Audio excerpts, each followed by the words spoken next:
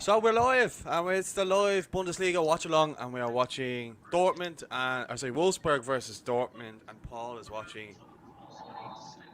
Gladbach and Leverkusen. So Paul's probably got the pick of the games here. I am supporting Wolfsburg, as you can probably see. For some reason, the colours look a bit dodgy. Maybe it's the camera, or maybe it's the lighting. But yeah, we've been doing these the last kind of couple of weeks, and people have been enjoying them. They're getting their thoughts in the comments, asking us questions to debate about different stuff. So myself and Keane are watching, or John Keane McGrath, but he's known as Keane. We're watching Wolfsburg and Dortmund, and Paul is watching Gladbach versus Leverkusen. So get your thoughts, comments in on Facebook or YouTube, and yeah. So Paul, what you reckon for the Gladbach game? I watched Leverkusen the other day. They were very good, loads of goals. Gladbach were also good as well. I didn't get to see that, unfortunately. But a team with Kai Havertz, obviously, he's been a star young player in the last few years in the Bundesliga. Anything could happen here. Gladbach obviously still going for the title, but I see goals anyway. I can't really call it. It's going to be tight. And Kim, what do you reckon for this game between Wolfsburg and? Yeah, last weekend I watched I actually managed to watch 5 games last weekend. I was on a bit of a binge, but I really enjoyed watching Dortmund. They're kind of high risk, high attacking style. Haven't seen Wolfsburg, but based off last weekend's Dortmund performance, if they play the same again, I could see maybe a 2-0 win Dortmund would be my prediction. I'm obviously supporting Wolfsburg here, so I'm hoping that they get a result. But Dortmund were absolutely unbelievable last week, so I just hope to see a lot of good football, to be honest with you. And hopefully people get involved in the comments, whether it's on Facebook or on YouTube, because we're live on both. And hopefully they get some things, and we can have a little bit of a discussion. Like during the week on Monday, myself and Gary Curran were watching. I can't remember what game was on Monday night now, but we were watching Leverkusen and. Werder Bremen, was it? Yeah. Werder Bremen, that's it, yeah. So myself and Gary were watching that, and people were just getting involved in the comments, and they were just asking us, different topics. Like it didn't have to be Bundesliga related. It was kind of who was the best player at this certain time, and who were our top players from a certain country. I think we had the top 5 Italian team, top 5 Dutch team, etc., etc., etc. So yeah, get involved in the comments. There we go, good man, Kate. So we do it like that. What's this? Morris O'Regan is it? Yeah. Good man, Morris. Good man. Where are you watching from, Morris? Are you watching Dublin, Cork, Kerry, abroad? Let us know. Get involved. I suppose interesting with Dortmund today, they've again no Jadon Sancho. I think he's a bit of an injury risk. I think last weekend some suggestions he might have put on a bit of weight over the lockdown. I'm not sure the truth of that, but probably saving as well for Tuesday night's game against Bayern. That's sure to be a good game. Is there any chance you can make your camera a bit smaller, because when you get the questions in, it's like that's covering your face? That better? Let's see. Yeah, that's perfect. No worries. West Cork, Dunmanway, Morris. I'm in Cora, West Cork. We're not too far away, probably about 50 minutes. Yup, Cork, boy. West Cork. I wonder if he related to Niall. Oh, chance for Leverkusen. Oh, good save. Good save. Demarai nearly got one for Leverkusen. How's that game coming so far, Paul? Leverkusen have started a tiny bit stronger.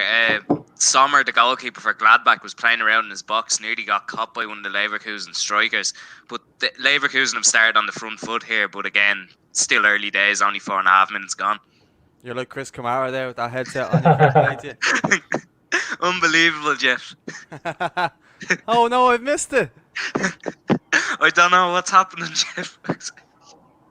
We should do something like this for the League of Ireland sometime. It'd be a bit of crack. Yeah, if you went around the grounds. Get suits on. Even Paul, even if you were hosting and you had us all in the chat, you could bring one, and we were even just at the match. You could just have it in your hand, and if you're in the press box, just bring someone in when there's a goal and they can talk about it. You could do that, but you need to be you need to be hosting it on like a PC or a laptop. So if I had a laptop and fair. it was in Wi-Fi, then you could, yeah. If you have one person at home, I don't know. You never know. There might be a week. We can give it a go. I'm not sure if people saw, but we were on to Darragh O'Connor last night, an interview on Instagram Live. My lack of technological awareness meant we didn't get to save it, so it's not going to be up on YouTube. But he was chatting about the planned 4-team tournament and seemed very positive about it, which, I mean, in some ways I'm surprised as a Cork City player that he was positive. But, I mean, they probably see it as them getting back to football sooner. A bit of a dig from him at the FAI as well, saying that Cork City were crying out for games before the European matches last year and there was nothing coming. But what goes around comes around, I suppose. Well, what else was he saying? Because we obviously missed it because we were doing a live video. We were doing the rewatch of Ireland versus Italy last night at TG Car, so we missed it. Well, I suppose the thing. Look, I was very surprised by how honest and frank he was. Really, it was a great chat. 1-0 Leverkusen here, lads. Sorry. Come back. Paul, talk us through the goal. Go. Kai Havertz scored again, his third goal this week. Put through behind the Gladbach defence. As I said, Leverkusen started stronger. Gladbach looking very open and just put through by, I think it was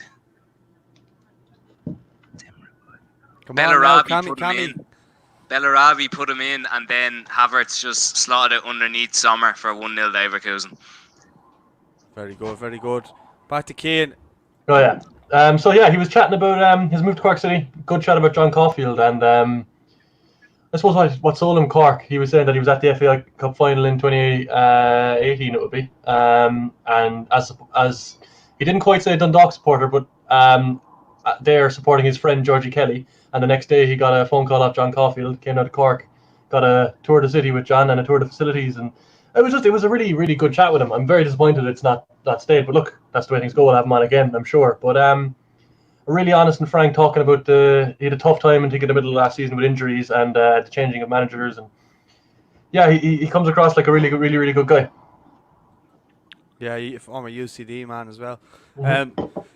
He seems like a very it's stop start for him. I felt, you know, especially last year he was getting in, and I remember being down in Cork, and people were thinking that he was going to be the next big thing. And obviously, as you said there, he got injured and probably didn't go into how he probably wanted the season to go. And I think when he plays well, I think Cork play well, and I think they really missed him, because not a lot of the players at Cork that came last season, I suppose, on loan or anything, really lit up the league, did they? And I think Darragh O'Connor was a bit of a shining light in a not so positive season, I suppose, in many ways. But I think the only thing he really needs to do is probably add goals to his game for him to be a really top player in the league. Yeah, he mentioned that about how he feels he's more of a number 10, I suppose, naturally. A bit of sloppy play here from Dortmund, sorry, but yeah, and that he's been played out right, and not in a given out way. He said it's kind of adapted his game a lot more. He's learned to manipulate space, and I think he was talking about under Fenn, as well as goals, he's been learning how to dictate the tempo of a game, which I think you can tell he's trying to not just, he mentioned himself, not just roulette every player he gets near, trying to maybe take a little bit of a breath and have a better think about what he's doing. So I mean, he's still only very young. I mean, it's only his second full season as a senior pro, and he's probably one of the most senior players at City at the moment, given that they've had such a quick turnaround of players. Yeah. Well, hopefully we'll be back to seeing stuff soon. That goal flash is only coming up now. Thankfully, we have Paul there giving us the live updates from what's the name of the stadium? The Gladbach Stadium? Gladbach's. I'm not sure. I'd have to look it up. They didn't even say at the start. It's probably the Gladbach Stadium or something mad like that. There's a question for you. Cameron Gordon says, with Sancho on the bench the last two games, do you reckon he's leaving to United? I suppose I'm far from a Bundesliga expert, but from what I've heard, I think he's got a few issues with injuries. And I think I said earlier, like, there was a suggestion that he might have put on a bit of weight over the lockdown. Not too much, but there's a little bit that they needed to get rid of. But I suppose with Bayern Munich on Tuesday night, I wouldn't read too much into it. If he doesn't play the Bayern game, there might be a bit of truth to that, but I'm not too sure. I think Ed Woodward came out and said in last week's that anyone who thinks United are going to go blowing cash during this summer is living in a fanciful world, because the situation we're in, I think they just posted massive losses on their accounts. So keeper. I think United want him, but I don't know if they'll be able to afford him this summer.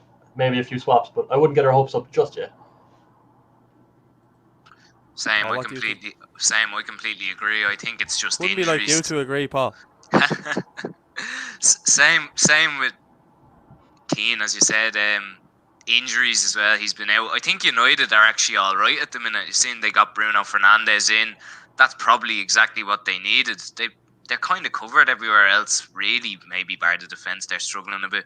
But yeah, Bruno Fernandes is the main man. I don't think they'll be going to splash the cash again straight away. But we wait and see.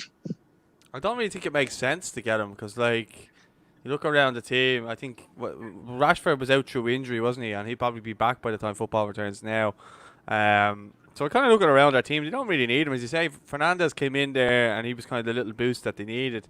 They will strengthen, but I think they'll be splashing lots of money on one player. I don't think that they'll do that, although they've done that in the past. But maybe they've learned from their mistakes because Di Maria was kind of like that as well. Obviously, he's not as high profile as Di Maria, but Di Maria went there and flopped massively and hated it. But Jadon Sancho, I suppose, he's English. He's from Manchester, isn't he? So He came through Man City, didn't he? yeah. But I think he's from Manchester then. Yeah, I think even the same with like players like Falcao. They went through I know Falcao was on loan, but I'm pretty sure they paid a lot of money for the loan and his wages, and they had a buy clause. They were expecting to buy him, and he just flopped. So hesitation isn't always a bad thing. If you look at the best players in their team, I suppose Martial was a younger player they brought through. Rashford came through the academy. They're trying to turn their focus a little bit away from those marquee signings, because if you look at the team that starts, how many of them actually worked out other than Martial, really? I think it's one of those things though, like people don't realise that financial fair play plays a massive part of these things, and I've been watching a lot of stuff on Toffee TV about Everton, and they had like business people on who know the financial fair play rules and stuff like that. And the thing is like most clubs have to sell players before they can even buy a player, and that's why you see a lot of these 2-year loans before they get the option to buy them, because they're paying money over the 2 years. So that allows them. It's kind of like a little exception to the rule of financial fair play, and pretty much all the bigger, richer clubs can do it. Like you look at United, Mbappe probably falls into that category as well. That signing from PSG, and you look around and I think Falcao fell into that same category as well. So you're looking at those. I think people have to kind of realise that unless United sells someone for a big fee, they probably won't be able to bring in someone like Sancho or anything like that. But at the same time, as Paul said, we don't really think they need him. I think as well, when you look at United's books, people forget they still have Sanchez on the wage books as well, which is a huge drain on their.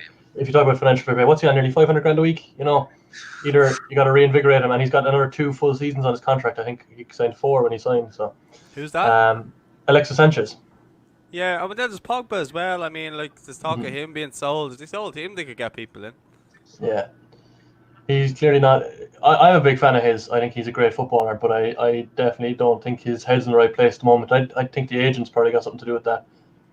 But I think if we start talking about agents in football, we'll probably be here all day too.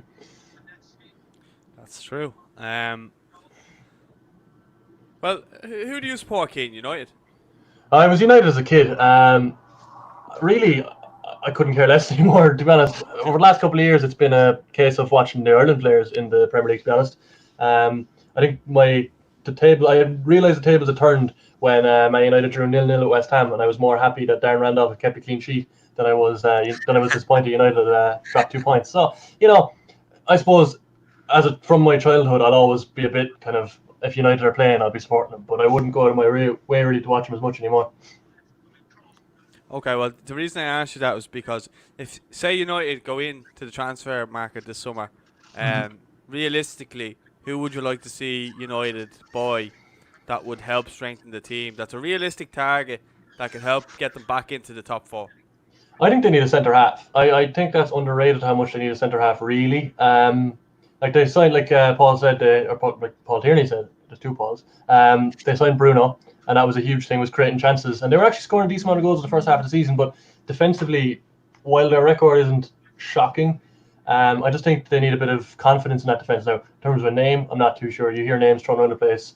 Is it Upamecano at is it Leipzig? And there's a few others, but I think it's a centre half, and it doesn't even need to be like a top class centre half. Just someone who's a bit of confidence. Because I mean, when you're going into games with players like Marcus Rojo, Phil Jones, these sort of guys, for the last couple of years, it's just not. They haven't had that. I hate to go back to him, that he's the man in everyone's lips. I hate to go like just your Van Dijk, your leader at the back. I think Arsenal have the same problems, and there is a shortage of top quality centre halves always. Arsenal have a lot of problems. But yeah, no, I'd reckon it mightn't be the popular shout, but I'd say a centre half should be their main target. Someone like Koulibaly would be a good shout. Yeah, just someone who can I actually rate Lindelof by. I think they've got a series of good defenders, but I just don't think they gel together. I think you need a leader at the back. They lack leaders throughout the team, really. Like their midfield doesn't really have one. Fernandes is kind of taking that on, but he seems a bit quiet. But even just as a personality, he's a leader. Rashford seems to be taking a bit of a leadership role. De Gea obviously was, but not sure what. He's kind of gone off a cliff again a little bit. But at the back, they just seem a little bit all over the place. When you compare it to 10 years ago, when they would have had Evra, Vidic, Ferdinand, probably Neville at right back, at times you're looking at four that, as well as good players, absolute top leaders on the pitch. Yeah, Paul, if you were to sign someone for Arsenal this summer, and like realistically, would you keep all the players that you have now? Your Lacazette, your Ozils, your even to a degree, Xhaka, and Aubameyang. Well, personally, I think you have to keep Aubameyang because of the goals. I know he's getting a bit older, he's getting on now as well, but again, he's pretty much the only one scoring. Lacazette hasn't had a good season, but there is quality there, so I would keep him as well. Ozil, I'm not sure. Like, how many good games do you get out of Ozil a season? Do you know? And then how many games does he actually play? He's injured for a lot of it. When they go up to Newcastle, he never seems to play. So, I mean, stuff like that. Signing someone, you said Koulibaly, he's a gamble. Your man from Leipzig, I'm not sure what his name, I can't pronounce his name, Upamecano or something. Someone has him in the comments there, yeah. I think it's Upamecano. I don't know how to pronounce either, but you're on the right track anyway. Yeah, he's been linked. Now again, I still think it's a gamble coming from the German league because it's a very open league and you can't really tell with some of them how good a defender they actually are. But Koulibaly definitely, but I think there's a lot of clubs who'd be interested in Koulibaly, and I think Arsenal probably wouldn't be at the top of his list. I realise after my Man United spiel that I've left out their centre half leader Harry Maguire, who's captain of this season. But I still think the point stands in that. Like I don't rate Harry Maguire, to be honest. I think he got very overhyped at I don't even rate England's 2018 World Cup campaign. They won 3 games, they lost 3 games, they drew 1. Like it was they got to a semi-final. They stumbled their way to a semi-final, and Harry Maguire scored a few headers from corners. That's how I'd rate it, to be honest. And he scored a deflection against Panama. Exactly. They had one of the easiest groups. Like if Ireland had gotten that group, they would have been favoured to go through probably ahead of, was it Panama and Tunisia? Panama, Tunisia, and Belgium. So I mean, if Ireland got that, you'd expect Ireland to be coming second in that group, really. Like. Exactly. Yeah. And especially like the first 2 games were Panama and Tunisia. So exactly. I mean, if you have to play Belgium in one of the first 2 games, it might make it a bit more difficult. But God knows. I think. Yeah, like like I said, if you put Ireland into that group, and even if they came second and you got into the next round, Colombia is a tough game, but they weren't great in that World Cup. It wasn't the 2014 Colombia, and then England. Did they have Sweden in this the last or the quarterfinal? Who Croatia. Ireland? No, in the quarterfinal they had Sweden, didn't they? And they beat them 2-0. Yeah. And like Ireland gave them a great game 2 years prior. It was a very very overrated. I thought. Obviously, look, the hype and all that, but I wouldn't rate it too highly.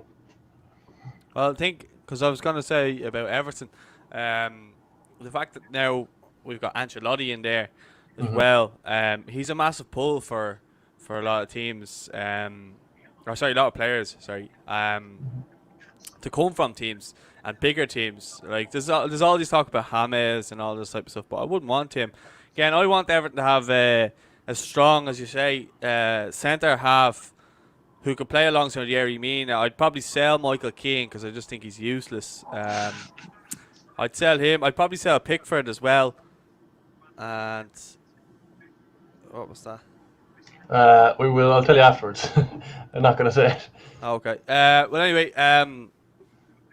Yeah, so to get a centre back in, I also would like to see a striker in there. I think someone up there with that's top class with Richarlison could really help Everton get into those European places. And yeah, I think as I was saying earlier, you need to sell to buy at the moment with financial fair play. But the thing is, with the coronavirus, it might wipe all that away. It might wipe the financial fair play, and a lot of teams might actually end up going out and spending. Everton have, you know, millions and billions now with Usman off there as well, that they can actually go out and buy players. They have a new kit sponsor now with Hummel, which will give them more money in that, where the Bremen are 1-0 up. Bittencourt scored for Bremen against Freiburg. They 1-0 up. And then you're kind of looking like they've to get a new sleeve sponsor. They've to get a new sponsor on their main jersey as well. So that's all money coming in as well.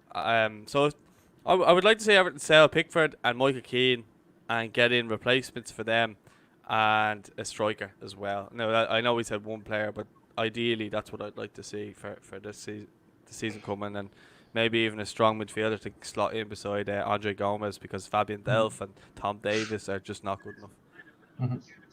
Yeah, no, it's I think it's a good chance for Everton next season. Like, you can see how open the Premier League is. It's kind of strange that they're not up there in that shout with Sheffield United and those other teams. But look, yeah, I mean, it feels like you've got the bones of a very good squad missing the standout men. You know, like it's the opposite of what they were for years almost. You know. Yeah, it's missing the spine. They've got good players in little key areas. I think Richarlison's the heartbeat of the team, and that was one of the arguments I was having with Gary Curran the other night. He was trying to do a bottom 10, 11, basically an 11 the best 11 from the last 10 teams in the league, and he was trying to not let me put Richarlison in there, and I was just like, how could he's probably the best player outside the top 6. Weren't Barcelona after him about 6 months ago? Yeah, and he starts for Brazil, but he was trying to tell me, oh no. I was just like, what, Gary, come on. And then he was trying to tell me that Van Dijk's the best player ever, which is nonsense, because he's not. Yep, Stam's better than Van Dijk. I said that to him and he went mad. Ugh. Actually, speaking of Richarlison, I watched that Brazil Amazon Prime documentary the other night. Very good. I've only seen a bit of it. He comes across very well. Some of them I didn't think did. Funny. I didn't like Neymar. I didn't like. I liked Richarlison and your man Artur at Barcelona. It's a very good documentary. The only problem was that a lot of them, I was watching it. I wasn't watching it on Amazon Prime. I'm not going to say where I was watching it, but some of the subtitles just weren't working. So I had to sit for about 5 minutes listening to someone speaking in Portuguese. I watched it on Prime. It's very good. It is. Another one that's good. And I think we were talking about doing a video on this, so we won't go into all of them. But Sergio Ramos is one. Oh, is it? It's really, really good. He's kind of an insight to his life, and just kind of, when you look at him, he's like the Spanish version of David Beckham in many ways, because everything is kind of heaped on him. Like his shoulders, he's the captain of Real, he's the captain of Spain. He barely sees his family. His missus is unbelievable, by the way.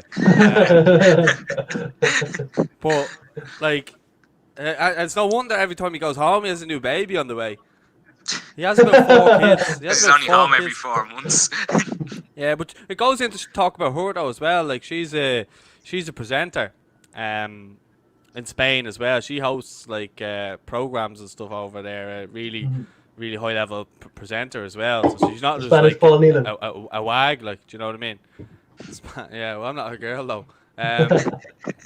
But. Yeah, it's just a great insight to his thing, and I don't want to spoil the Brazil thing on you, but did you see Richarlison and Ederson yet? No.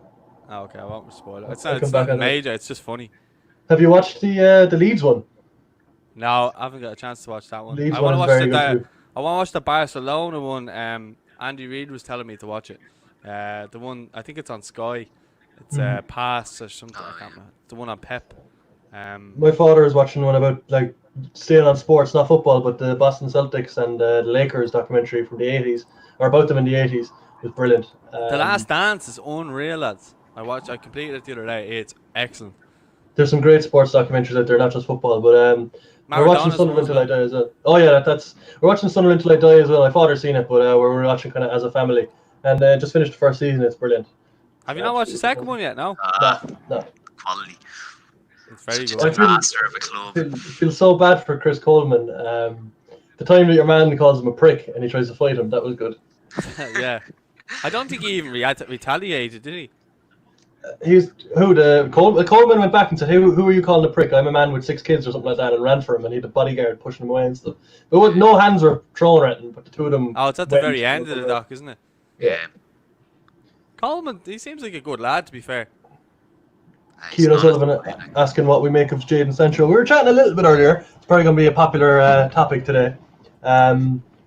Decent player, creative. We were saying, not sure if it's the best time for United to sign him or if he's exactly what they need. But obviously not playing today. Hopefully we'll see him at some point. It'd be good to get a few minutes. But if not, I'm sure we'll see him Tuesday night against Bayern. He's a good player. Paul, do you want to give your 2 cents on Jadon? Yeah, well, he's very talented. Obviously, I haven't seen much of him. Obviously, because don't really watch the Bundesliga. It's always on the same time as the Premier League and other leagues as well. But clearly, he's got talent. You see him in the Champions League playing at the highest level. He'd be a great signing for a team in England, as United are being spoken about. But again, it depends. Do these clubs really need him? And he could even be better off staying in Germany. He's still very young. Better off playing when you can rather than sitting on the bench behind, say, if he went back to City Mahrez or something like that, It'd be disappointing for him if he didn't play. It's funny because we were speaking about documentaries there, and I actually watched. There's one on Dortmund on that Prime as well. It's an all or nothing like the City one, and it goes in to show like he's over there. Like he probably didn't know a word of German going over there, and you can see in there, you can see everything in this documentary. It's very much based on kind of Marco Reus and this, but you can see Sancho coming in and out of the dressing room, and he's really. I don't even think he's had that great of a season, like by what they're going on by. Like I think there's so much more to come from him. I think now would be a good time to sign him. But as I say, I just think Man United would be a weird club for him to go to now. I think somewhere like well, you said going back to City, he'd probably be on the bench. He'd probably be more suited at Liverpool under Klopp. I'd hate that for that to happen, being an Everton fan, but that's a more realistic play. So why not see him go maybe to a PSG or somewhere like that? But look, I prefer more so talking about Irish young players who I'd love to see go abroad, and I'd love to see maybe Troy or something going over somewhere like that on loan. I wouldn't like to see him go to the Dutch league because if like Jack Byrne and Crowley went over there, and then kind of after that never really done anything in the English league. Do you know what I mean? I'd rather see a player go over on a transfer and stay there and really develop, and then when the time is right for them to kind of move on to wherever they decide that they want to go. Do you know that type of way? Yeah. I think like an example, like you're saying about the Irish players, you look at all the English players who've gone over to Germany. Like you have John Joe Kenny on loan at Schalke. He's doing brilliant. He's starting. Like I know they were hammered last week by Dortmund, but he's still playing in a derby like that against the top team. He's getting chances maybe he wouldn't get at Everton. And then like I know Reece Nelson from Arsenal was on loan at Hoffenheim last year, played in the Champions League for them. So these players get opportunities in these places, like you've said. So maybe be good to see one of the Irish lads go over and try make a stint, even in the second or third division in Germany. Yeah, it's probably worth giving a shout. Obviously, you're watching a Gladbach game, and Dave Conor-Noss coming through. Young Irish lad. Been getting a lot of press recently. I think there were suggestions he was going to be in and around the squad over the next few weeks. Did an interview either yesterday or the day before saying that he might get an appearance this weekend, but I don't think he's in the squad. But by all accounts, he's a very, very exciting young player coming through. And I mean, any sort of Irish player that doesn't come through the English system, I know players are players, but at the end of the day, the German system you'd think would bring through a different kind of player, and something like that, unpredictable, might be good for an Irish team going forward. Exactly. Might even try to get him on the show. Yeah, he'd be great. Well, we'll see what happens anyway. That Wolfsburg jersey is just so nice. I might look into getting that one as well. I like that black one. It's just a nice jersey. I just think it looks brilliant. I think the Wolfsburg Stadium, is it called the Volkswagen Stadium? I think so, yeah. Volkswagen Arena, I think? Yeah, Volkswagen Arena. I found the name of Gladbach's stadium, Borussia Park. We were close. Okay, you were close. You said Gladbach Stadium. If you get people to get their comments in again, maybe getting some more discussions as we're watching along. Currently, it's Wolfsburg 0, Dortmund 0 in the game that myself and Keane are watching, and over to our Chris Kamara. Paul Tierney. Still Leverkusen 1-0 up here. Havertz scored early in the game. Leverkusen are dominating. They're breaking all the time. Gladbach's play is breaking down.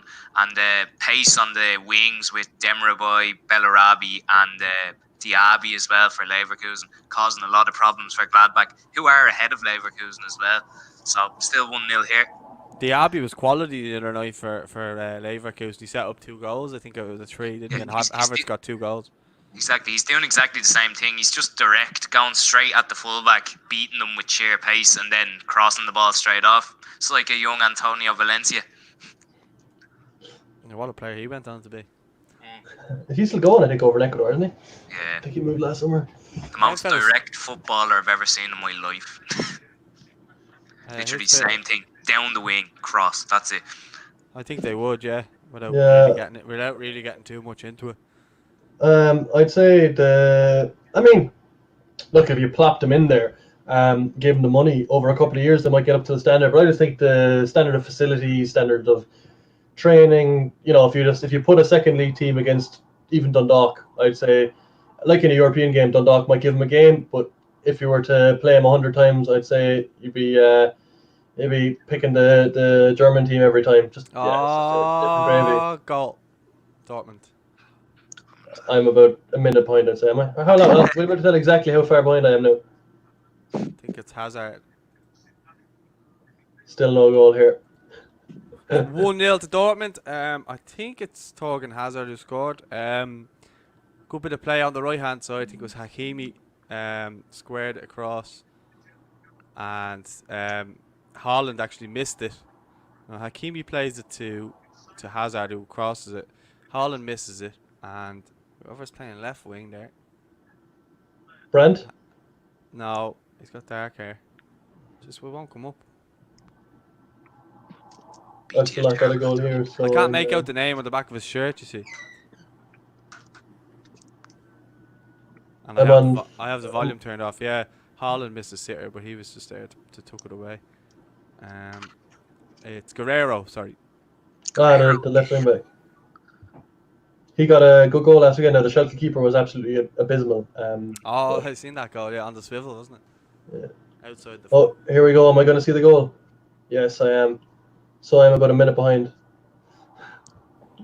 So, guys, if you're watching live, make sure to get your comments in. If you want us to discuss anything, give our opinions on stuff while we're watching the games. Obviously, we can't show the games, so they are live on BT Sport, and that's where we're watching them. I think as well, going back to what they were saying about the Irish teams playing in the second division in Germany, you see how competitive it is, and you see the teams who are in it as well, like Hamburg, for example. They've won the European Cup once, it wasn't the Champions League when they won it. Teams like Stuttgart as well. Yeah, true, very true. A lot of people would argue against that though, but well, Kevin Keegan, that's what Liam Brady was saying to me. Kevin Keegan went over there and he won it with them, didn't he? Yeah, so, exactly. He was saying that's what he was saying. Like, that's where players wanted to go abroad because of reasons like that. He wanted to go to Juventus because he's seen how well Keegan did at Hamburg. So you're right in what you're saying about Hamburg. So I know I went a bit off topic, but yeah.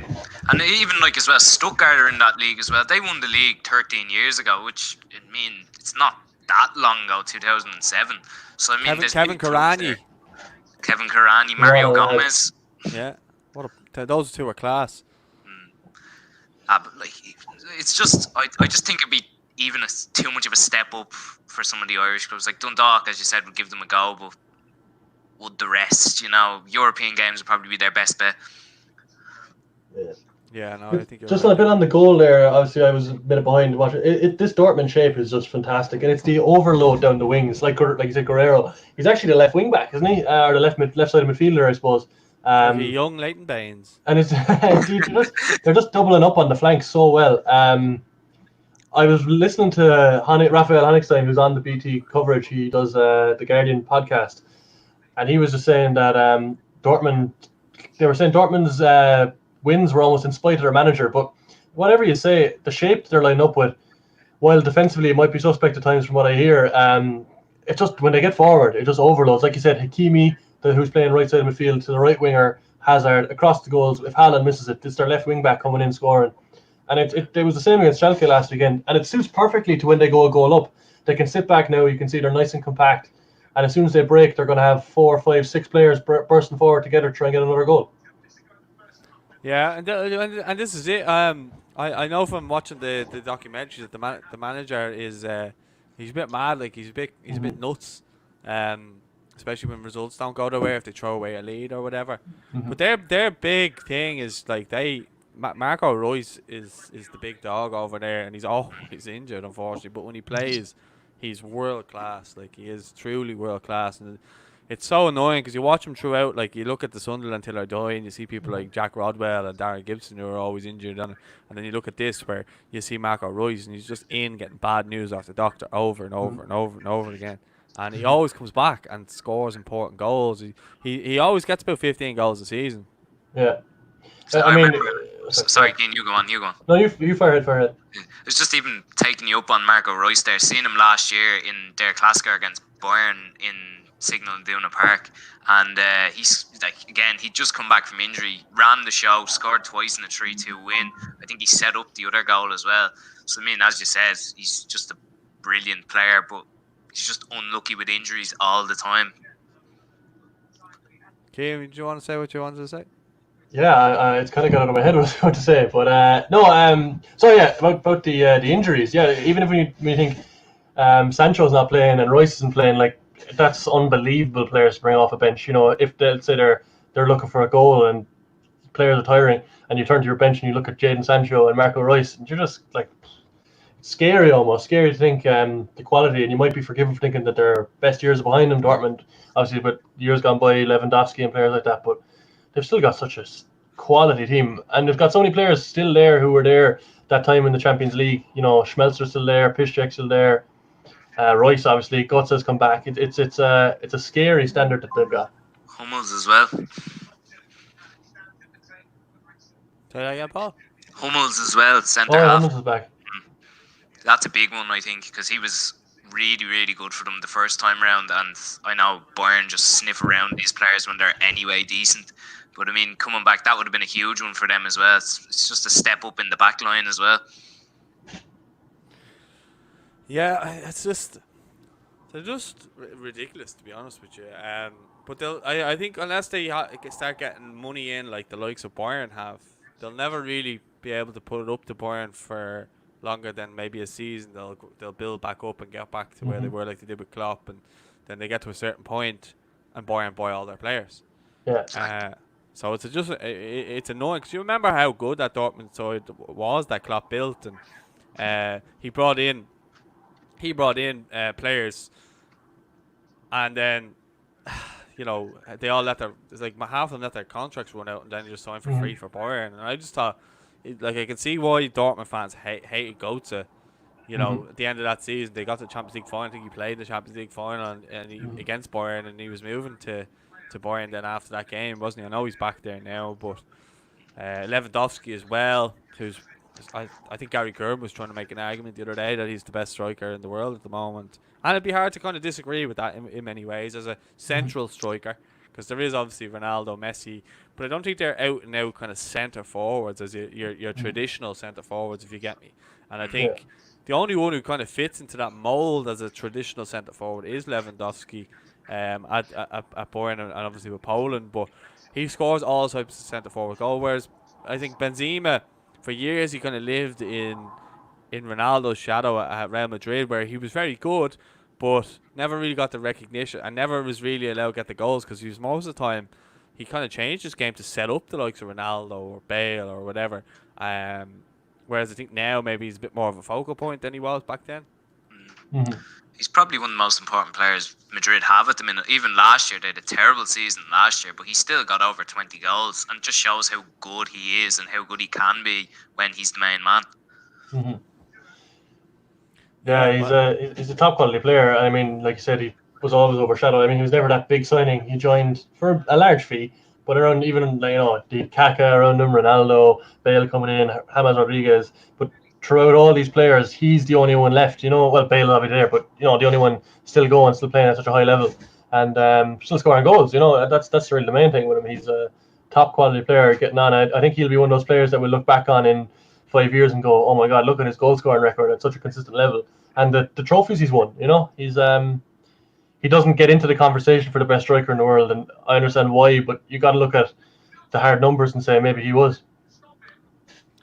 Just looking here online, lads, the Wolfsburg jersey is only €35. I was looking for a St. Pauli one, and they're all sold out. Oh, they're unbelievable. If you go on to actually Under Armour's website, you might get it, because I've seen ads for it, so that might be one for you. Yeah, I'll have a quick look here now. Actually, a good one about Benzema. He made his debut against Rovers and Tala like Ronaldo did, but obviously it was overshadowed because Ronaldo was making his debut as well. But I remember he came on as a sub, and the first thing he done was ball got played into his chest, turned Darren Maguire, who was playing centre half for Rovers at the time, and cracked one off the crossbar from about 25 yards, and everyone was just like, "Oh God, this guy is unbelievable." Quality.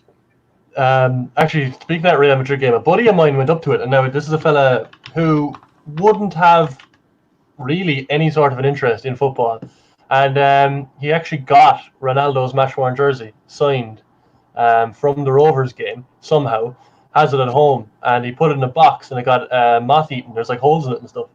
Oh God.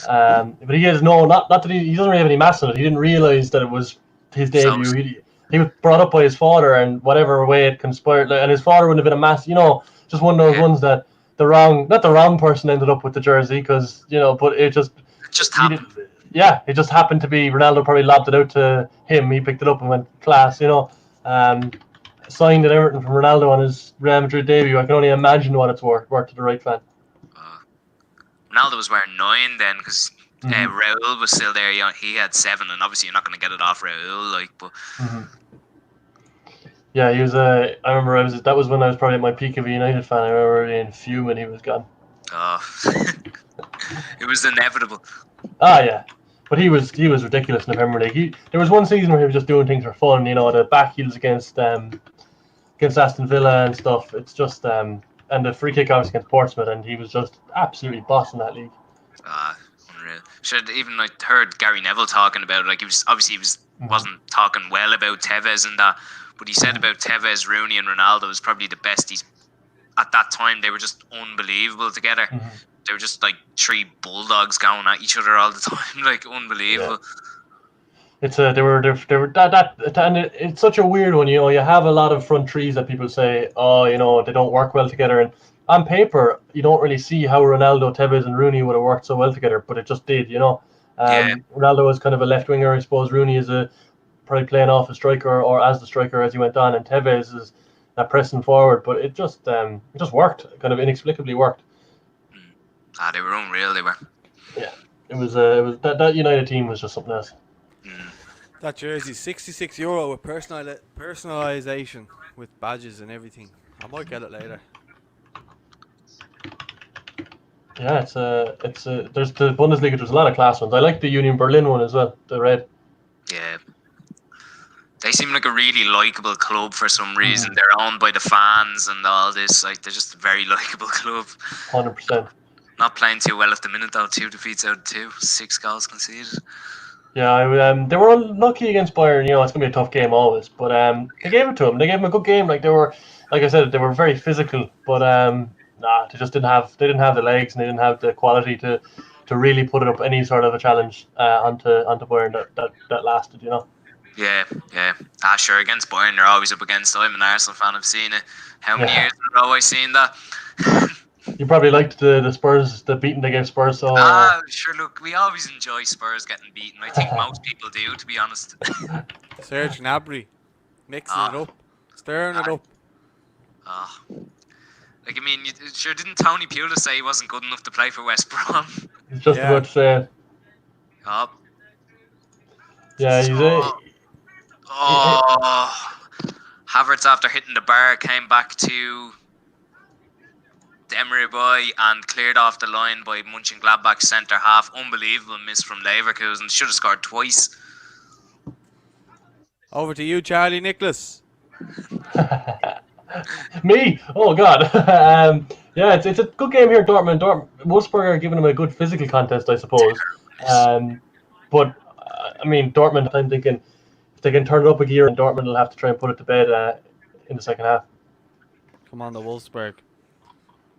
You caught me looking on eBay for a St. Pauli jersey.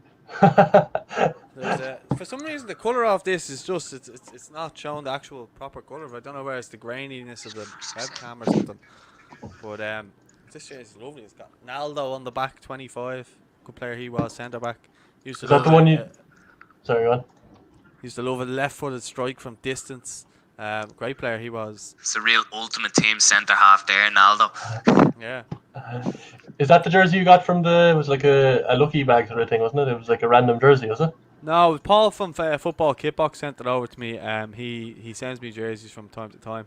I got the Real Betis one, the black one from this is unbelievable. Because he gets a lot of the Kappa shirts because they have a deal with Kappa. So he gives them to me, and I obviously promote them then when they send me the shirts. Nice. But this one, I had asked him for this one. I have a really nice Villarreal one as well. It's a Joma and it has Cheryshev 7 on the back. It's really nice. Yeah, that one's one of my favourites. But the number kind of ran a little bit in the wash, so I'm a bit wary about wearing it too much, you know. Yeah. I love the Joma kits. I was over to watch. I was in Brussels for a conference with people in college. Well, conference, piss up, whichever one you put it. But yeah, exactly. But on the Sunday, we were looking for something to do. We went to watch Anderlecht play, and they had the Joma kits, and they're beautiful kits. Even the whole set of gear they had, the whole line was just. I'd love to see. I know they have I think Cove and Finn Harps are Joma, and I think City's kit deal is running out at the end of the season. They'd be my choice anyway if you ask me who I want City Sporting kits next season. It's half time at Borussia Park, 1-0 Leverkusen half time. Totally dominating. They should be winning by 2, but could come up against them after that second half. Yeah, well, there's 2 minutes played here. It's half time now, just half time now. 1-0 to Dortmund. Guerrero with the goal, and it's as Cian said there a couple of minutes ago. It's just really been a kind of battle back and forth. There's not been no real major chances of note other than the goal, and yeah, Dortmund have just edged it and are probably rightly winners at the minute. But it's going to be interesting the second half whether Wolfsburg go for it or not, especially at home. I know the fans, you'd like to think they make a difference, but obviously in this regard they can't. So we'll wait and see. That Mbabu fella playing for Wolfsburg, do you remember him? I think he played against Ireland. I think McLean actually wrestled the ball up before scoring getting McGoldrick's equaliser. He's a very good right wing back. He was actually really, really good against us. I hated watching him running down the wing against us because every time he got on the ball he looked dangerous, and they were kind of pushing us back at that point. That was in the Aviva. Very good team, that Switzerland team, a very underrated team as well, I think. It always seems to be the same problem with them, though, is they just don't have a consistent goal scorer, whether it's Dermich, Seferovic or Embolo. They just always seem to get a load of goals when they need to. They'll get through the groups in the tournament, no bother. But it's when it comes to the next round, they always struggle. But they are very good, as you've said. They gave Brazil a good game in the last World Cup, am I right in saying, or was the one beforehand? I remember, and they beat Spain in 2010, so they're always a good tournament team. Kind of like Croatia are one of those, I suppose, that like you said, they're kind of very solid, built on a really strong foundation. But yeah, again, like you said, lacking a goal scorer, or even just kind of that spark. I feel like Denmark lacked that kind of solidity at the back. If you gave Switzerland a Christian Eriksen sort of player, I feel like they could really be. Croatia are kind of the mix between those two. They've got that solid back line. Then they've got that midfield trio of even more than a trio. They've got Brozovic, they've got Modric, they've got Rakitic, they've got and many others I'm probably forgetting. Kovacic, Kovacic, and then you going forward, you got Rebic and Mandzukic. It was a really perfect team that came through in at Croatia at that time. Croatia are always well capable. Just unlucky they came up against France, who are probably the best international team at the minute. Yeah, that France, the depth they have was ridiculous. I remember seeing before the World Cup, like there was a squad of players for France that didn't make the finals, and it was still probably quarter-final minimum standard. I don't think Martial went. I don't think. It's hard to predict or to say exactly, but there was probably 5 players in each position that were. Benzema didn't even go because there was all that thing about the thing with Valbuena. He had I don't know what it was. He had some dirt on him or something. There was some kind of blackmail going on, I think. Yeah. Your man Valbuena as well. I saw him playing against Arsenal in the Europa League this year. Still a quality player, only tiny little fella. Unbelievable player. When he was in 2014 squad as well with Benzema. So there's 2 more players, as you've said. Just gonna write up a little comment there if you want to have a chat about something. Yeah, we've got Pader O'Boyle in the comment asking if Jack Byrne needs a move away. Do we think Jack Byrne needs a move away this year? I think that's something we get asked an awful lot. I think Byrne could probably do it the year. Well, could have done with the year at Shamrock Rovers. What is he? 23, 24. Another year being the best player in Ireland wouldn't do any harm for him, and I can see him getting a move, and I can see him doing similar, if not better, than Curtis and Sadlier, whether that's at the top of League One or Championship. I think he's of that standard, but I'm not too sure if, with respect to him, if he'll be much higher. Like I don't see many League of Ireland players who get near the Premier League, like, and that's nothing against them because they'll play at a hugely high standard and do something for Ireland.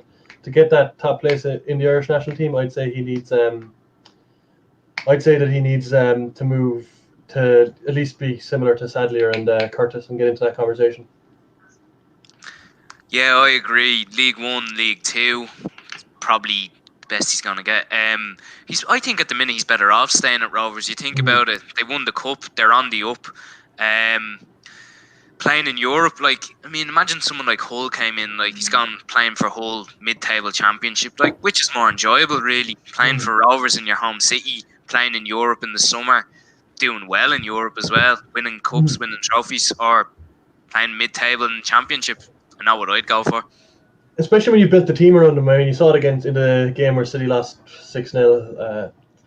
I keep talking about it and I shouldn't, but they've basically built a team that he can pull the strings from almost like a quarterback. You know, Burke running run side, Green. You know, he just basically they work so well together. Like you said, there's no real need for him to move. Like I don't think it'll get him any better than he currently is in the Ireland squad. But I'm sure Kenny will be chatting to him, seeing what he wants from him. You know, whether it be within the League of Ireland or outside. He's a quality player. I'd say I would have said this full season would have done him good at Rovers at the very least. Definitely.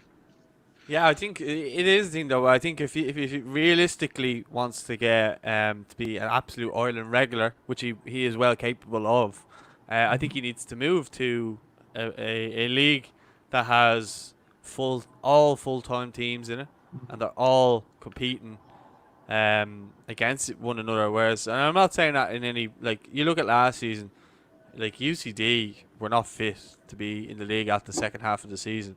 No. And he was playing against teams like that, and he ran the show, and he ran the show against Dundalk. The last few games that we went there, the 3-2 game, it was unbelievable. But this is the thing: is he regularly needs to be challenged like that against top opposition, and yeah, Dundalk would be, in my opinion, classed as very high opposition.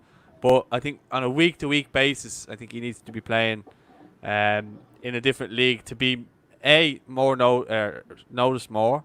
Even though I know Kenny watches League of Ireland, but for his own kind of point of view, to be an Ireland regular, I think you need to be playing at the best level that you can, because international football is the best crop of players that the manager thinks in the whole country. So you're coming up against the best crop of every other country and what they have to offer. So as you mentioned earlier about France having absolute unbelievable depth in the squad, we need to have our best players playing in their best league or whatever it is at the best standard they can. And I love having Jack Byrne in the league. I think it brings more eyes in the league. I think it brings more people to the games. But for his own career, I'm saying he probably needs to move to a better league for him to progress as a footballer. And I'm not saying that to knock our league, because I'd love for a lot of players like Jack to be able to stay here, be able to perform and still get into the national team, because that's ideally what we all want, is players to put in it. We have to be realistic as well. I mean, you can have your fantasies and everything like that, but you have to be realistic at the same time. And I think unless he is playing, and I wouldn't even like him to go to the Championship, I'd rather him go to a league where it's more suited. I'd actually probably rather him maybe go back to a Holland and get a permanent move there where he enjoyed it. You know, obviously not a Canberra or somewhere like that, but somewhere where he could progress and play in Europe, like AZ Alkmaar or someone of that mould, rather than Championship. He's been to the Championship, didn't seem to really like the Championship.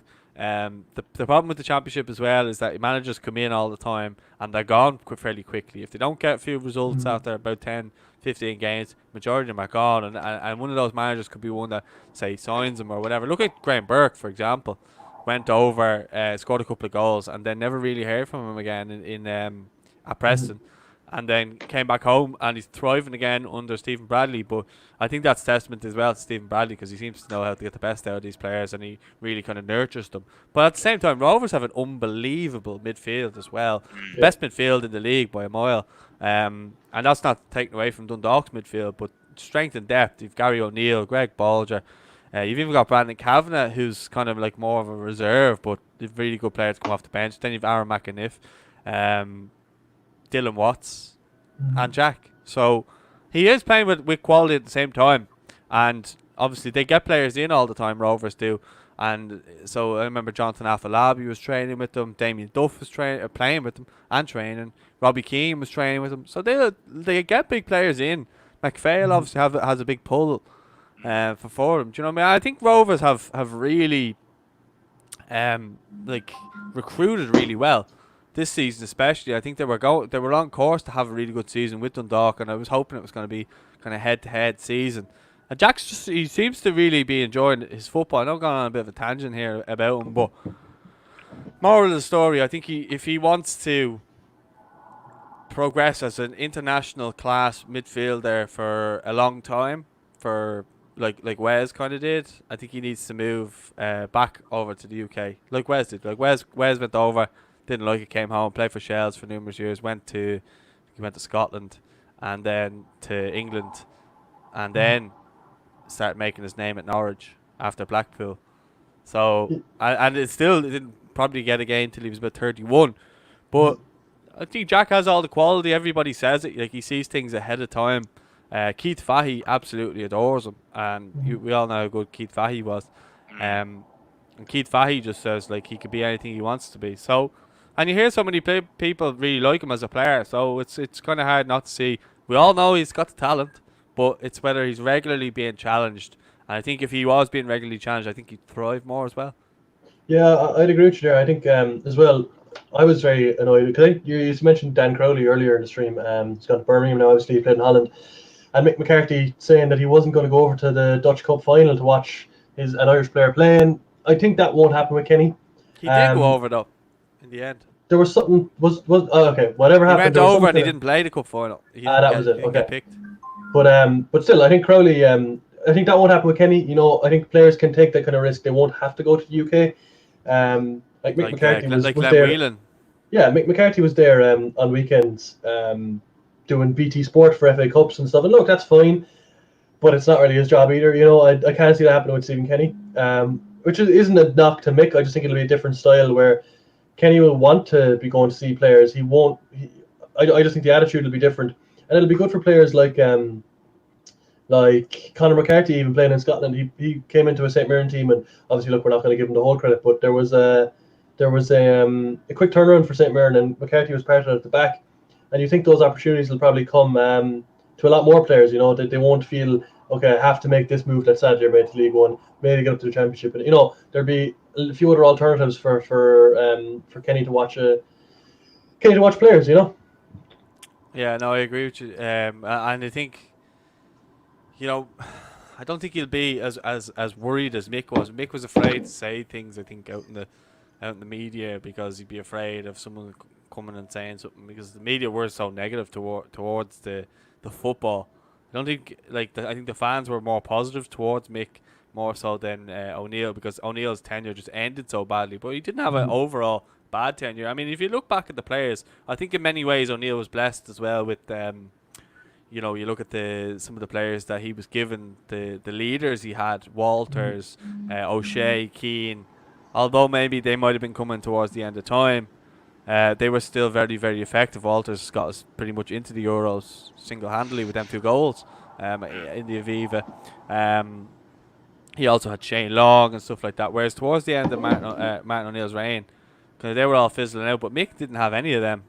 And he still kind of got, I wouldn't say amazing results. I wouldn't say shit results. But he got decent results for what we had. And I think Kenny's kind of coming in at a good time now, where we're kind of in a nice transition where we do have young players, but the young players, and he has helped that with the under-21s and the Toulon tournament, he's helped bring them in and help kind of bring them on, and since he has, they've all kind of gone on to play in the first teams of their clubs, and they've all reaped benefits from it. And I think you might see, like I see there's a comment there from Pater O'Boyle, I think that's how you say it. It says, if the Slovakia playoff were to be played, say, tomorrow, what would your team be? Would you still pick McLean over, say, Robinson? Now, if I'm picking the team tomorrow, it would be tough because no one's played any football. So I don't think there's really any point in going into picking a team. You have to pick a team, in my opinion, on form. But at the same time, these managers are paid for a reason because they're the ones that know their stuff in this regard. We can sit there and go, oh, he doesn't know what he's doing. But clearly they have a plan in their head that they think that they can get a result. You know, that's they've done their badges, they've done whatever. And it kind of annoys me in many ways when people are like, oh, this fella hasn't got a clue about the managers. When they're employed and given big money. I mean, how many games did we lose out of the group there? Was it one? Switzerland? Swiss away, yeah. So, I mean, you have to give credit where credit's due. And I know some of the results, okay, Gibraltar wasn't convincing. But it was still 3 points at the end of the day. You look at the first Gibraltar game, I mean, everything was against us that day. The wind was shocking. You could see planes taking off in the background. I mean, that's not going to help. It was on an artificial pitch from what I can remember. It's still a tough game. It's going to be a tough game for other teams too. Kim, did you want to say something? I see you raised I was just going to say, look, I think we did the video on Mick, and I'm not his biggest fan. I'm a huge O'Neill fan, and I get that he turned things around, Mick, to an extent. But, I mean, you can say we only lost one game, but you can also look at it, we only won 3 games, and that includes a group with Georgia and Gibraltar where you should be winning all 4. I know Denmark didn't get it either, but look, I would give Mick's tenure probably like a 6 out of 10. It's probably the bare minimum you'd expect out of Ireland. Anything less would have been a huge disappointment. Anything more would have been slightly better than we should have had. You know, obviously I get your point. Look, it was a tough time and all that, but I don't know, had O'Neill stayed on, would the results have been any worse at the end of the day? You know, like if you look at it, even with that Nations League, O'Neill, they've been any better though. That's what I mean. They couldn't have been much worse. You know what I mean? But I mean, even in that Nations League, I know we had the disappointing results against Wales, but didn't we get 2 draws against Denmark? You know, that's just what Mick got. You know, in the Nations League, I know the Nations League is slightly different. It's a less competitive game, or at least appeared to be, and we had nothing to play for. But look, we didn't score though. I would love to know the stats about when in the Ireland game. Sorry. I would love to. I can see in the bottom. The lights, they haven't light failure at the Wolfsburg Stadium, the Volkswagen Stadium. Sorry. What was I saying there? That distracted me. About the stats. So you look at okay. The only goals I remember out of that final year under Martin O'Neill was Graham Burke against USA, Alan Judge against USA. Okay, and that was a shit USA team that we played against. That was John O'Shea's testimonial, and it was, I think, that Snake played his last game for Ireland before he declared for England. And he cried, didn't he, in the anthem? He's a fool anyway. Didn't he wear the captain's armband as well? He may have, I don't know. But then you look around, what other goals do you remember? Aidan O'Brien's header. Oh yeah, there's one. So what's that? 3 goals in about... Look, I totally agree with you. Sean Williams against Wales, 4-1 defeat. I totally accept. I just mean that if you put an Ireland team out for those games, look, we might have probably lost the Switzerland game and Dublin. You know, there's things like that. But I think you also said you could have beaten Georgia away. You know, I wouldn't rate Nick too highly, but I wouldn't be slating him either. You know what I mean? Yeah. No, that's fair. That's fair. What was I going to say? But the thing, I just hope Kenny's given time. I said this last night as well with to Will and stuff like that, and Gary, and I think Gary Spain agreed with me in time. Like, if it's going to be a different change of styling of play, he's going to need time. You don't get more than 2-3 days with the lads at the most to train with them. Never mind, like they might have been met up for a week and they'll probably see them for about 3 days. Or some of them come in late if they play on a Sunday and they're in for the Monday. Do you know what I mean? And then they don't train, and so there's all those things kind of combined. I hope he gets like a little camp where he's able to work with them. And I hope as well the Nations League games come before the playoffs, because that will obviously give him time then to kind of get his points across. I think with the Nations League games as well, it's teams who you'd kind of be similar to. Like it's Bulgaria, Finland. Who was the other one? Wales. Wales. Giggs is Wales, yeah. Was it Wales? I think it was. Wasn't it? I think we got Wales again. I feel like we have. Yeah. I'll do it. Is it? Yeah, I was going to do a quick check. I mean, I think whatever level both teams are at against Wales, it's always going to be a tough game for the both of us because no one's going to want to lose, obviously. But I mean, Finland and Bulgaria, we beat Bulgaria in September, and Finland just qualified for the Euros. They're teams we want to be playing against to see are we just as good of, or if not better, you know? I think it might be worth pointing out. I don't know if that was their first team, but it definitely was our B team that beat them. They beat them well. Was that the one Jack Byrne ran the show? 3-0, yeah. Josh Cullen was man of the match. Unbelievable. I think it was 3-1. I think it was 3-0. Yeah, it was they got a penalty. Oh, he saved it though, no? No, I'm pretty sure they scored. They scored anyway. I don't know. This the John Egan made the foul because he was captaining them that night. Yeah, sorry. Yeah, you're right. I remember the Bulgarian games. Was it under Trapp? I think it was Trapp's first campaign. They were good games. It's always tough though with those Bulgarians. Like they're a good footballing team and they're also physical. You know, it'll be an interesting one. Yeah, when Trapp was managing, they still had Berbatov, the two Petrovs playing for them as well. I mean, they were good draws then. We had Italy in the group as well, so it would have been us two competing for second against Italy. We were unlucky not to win that group in the end, actually. Yeah. Didn't we got a point in Dublin against Italy. I think we lost away, didn't we? Was it 1-0 away? We got a point away and we should have beat them here. Better off we got a point away. I thought we lost away. Yeah. We got that point that I think was it Noel Hunt had the shot and it hit Robbie Keane or something, or a weird one. Yeah, the two of them are fighting over the goal. Still are to this day, probably. Yeah. I was at the one in Dublin actually. The St. Croke Park, wasn't it? Yeah, it was right up the very back. It was 2-2. Yeah, 2-2. Yeah, I remember Whelan scored that wonder goal, and St. Ledger obviously got the goal. And while we were still celebrating, we were probably celebrating for 5 minutes though. Italy, I didn't even realize I was still celebrating, and I heard Italy had scored. I didn't even see it go in. Was that striker who scored? He played Gilardino? Was it Gilardino? Yeah. Yeah. What was a it player Gilardino or Aquinta? I think Aquinta was in the squad too. Wolfsburg nearly scored. I know I'm a minute behind you, Paul. Gilardino. He was a top player. Absolutely quality player. Wasn't he with Fiorentina and AC Milan? Yeah, I think he was one of those players that went all over Italy. He was with that great Parma team as well. Well, maybe he was just after when Parma were decent. They had they won the UEFA Cup in '99. I think he was just after that though. But they were a brilliant side as well. Crespo and all playing for them too. Mm-hmm. Yeah, because Brady was going mad about that when I had him on there the other day. He was talking about that match and he was just like, apparently Trapattoni went absolutely insane at the players after the match, so being so naive and conceding that second goal, because he was talking about nearly qualifying. Then he went on to talk about obviously the playoff that led from that then with the handball on Henry.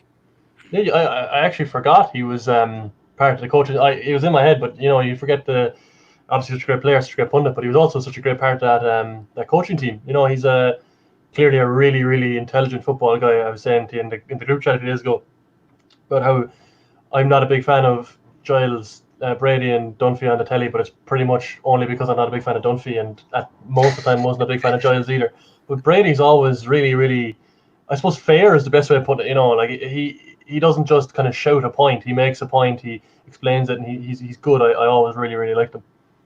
I think he even from listening to him the other day, because I thought he was going to be real grumpy, but he's actually a very nice man, and I was kind of blown away by the things he was saying, like some of the stuff he was saying about signing for Juventus and all this. It's just sorry, goal here, lads. 1-1.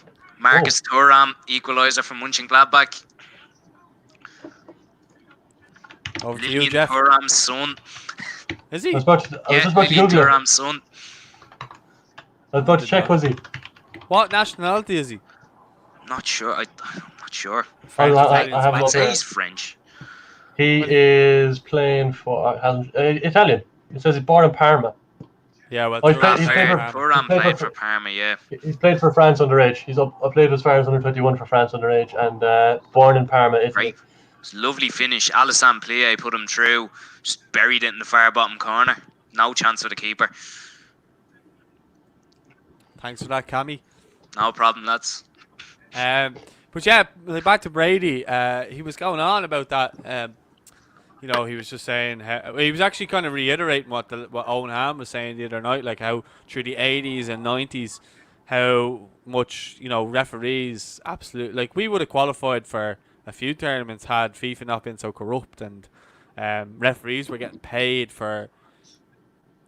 Referees were basically getting paid for not, or sorry, for not giving decisions Ireland's way and favouring the bigger teams, and their associations were paying them basically to give results to the bigger teams, and that's I think what happened to Belgium.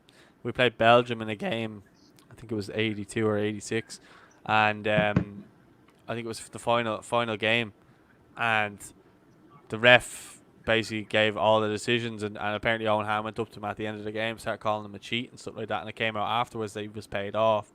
And it's just mad because then he was kind of going on saying that the one against Ramming again. Good save. Sorry, lads.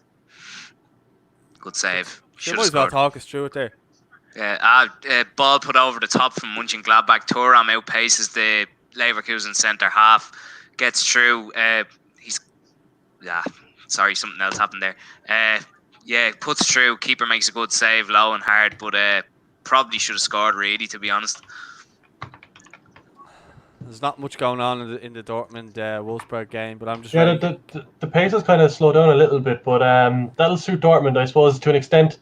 Dortmund have control in this game. They've been so quick in the first half, like almost electric in the attack.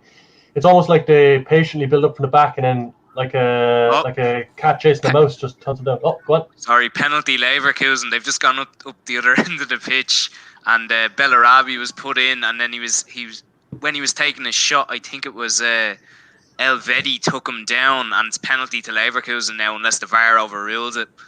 We're going to stay with you, Chris Kamara, at the Borussia Stadium.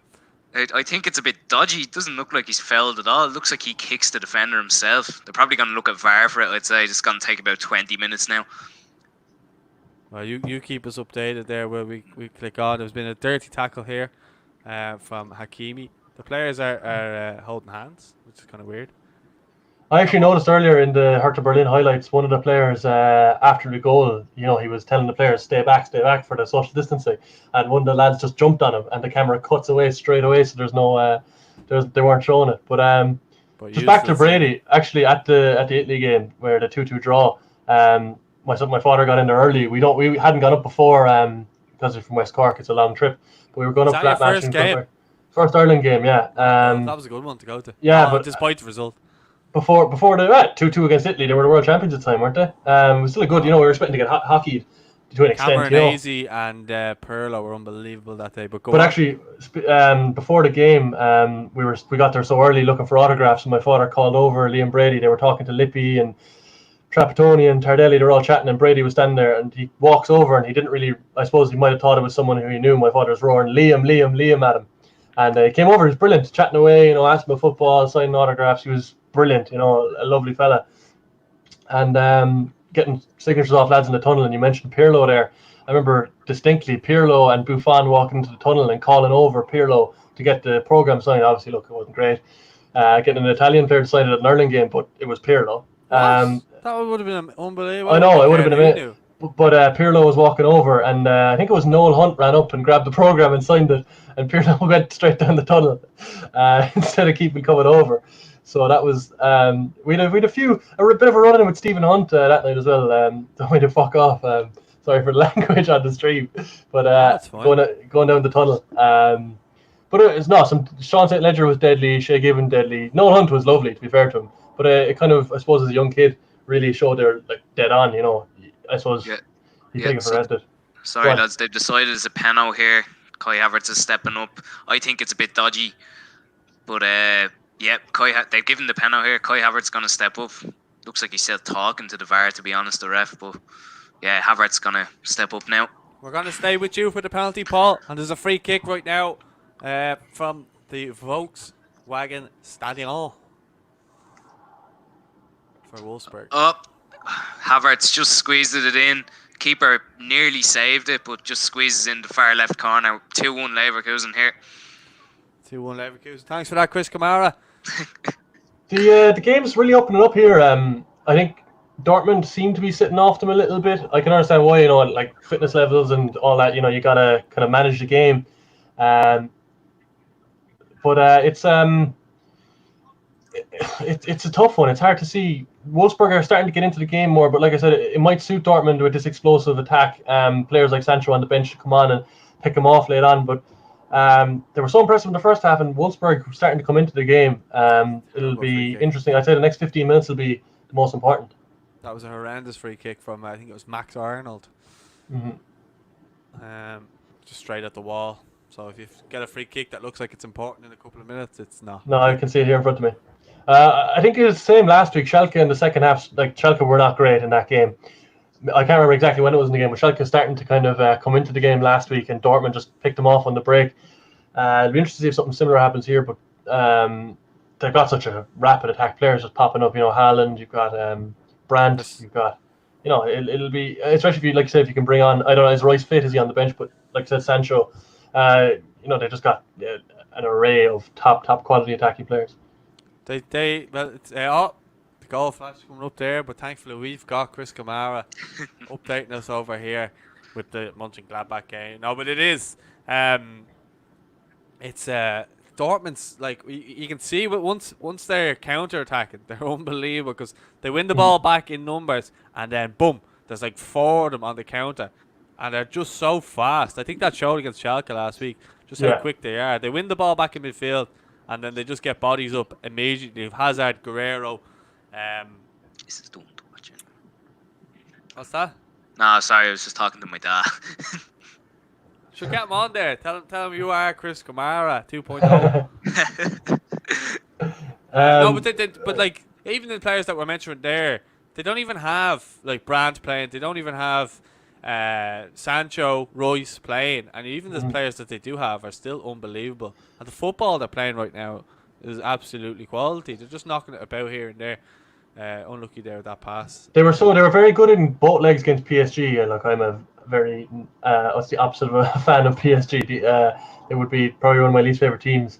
And I was really disappointed to see Dortmund not going through just because of their young attacking play and stuff. And the way I think Haaland was kind of something they needed. A poacher striker who can sit up top the way he does, a kind of a spearhead, and like you said there's quick counterattack, and you mentioned Guerrero. Guerrero's naturally a left back, I'm sure, or at least a left wing back, and for him to be one of their, he's got the goal against Schalke last week, he got the goal here. For him to be such a threat, shows how just clinical and fluid their counterattack is. Brandt is on now as well. Nice, yeah, he's a good player. It's a dangerous free kick here for Gladbach now. Gonna cross it in. It's not. It's like for a cross, not goal chance or anything. Hoffman's crossing it in. Nothing came of it. Never mind. I watched them play last weekend. Was it Mainz? They beat 3-1. Gladbach? Who were they playing? Gladbach. Who were Gladbach? Frankfurt. Frankfurt. That was it. Frankfurt were very poor, especially going forward. Very kind of overly direct, but they were a good team. And is it Marcus Rose is their manager? And they were mentioned that he was linked to Spurs. Is it like they're just their way of playing is just so unique in Europe apparently, and he one of the hot prospects. If I'm thinking the right game, I watched 5 games. I could be totally talking out of my arse here. Yeah, no, they won 3-1. Yeah, no, they were very. I only seen the highlights of it. They won 3-1. They're ahead of Leverkusen. That's why I'm surprised. But this Leverkusen team, they're literally, it's all pace up there, and Havertz is clinical. He's got 4 in 2 games now, which just shows how good he is. But again, this game could be anything. It's just end to end at the minute. I picked the right game today, lads.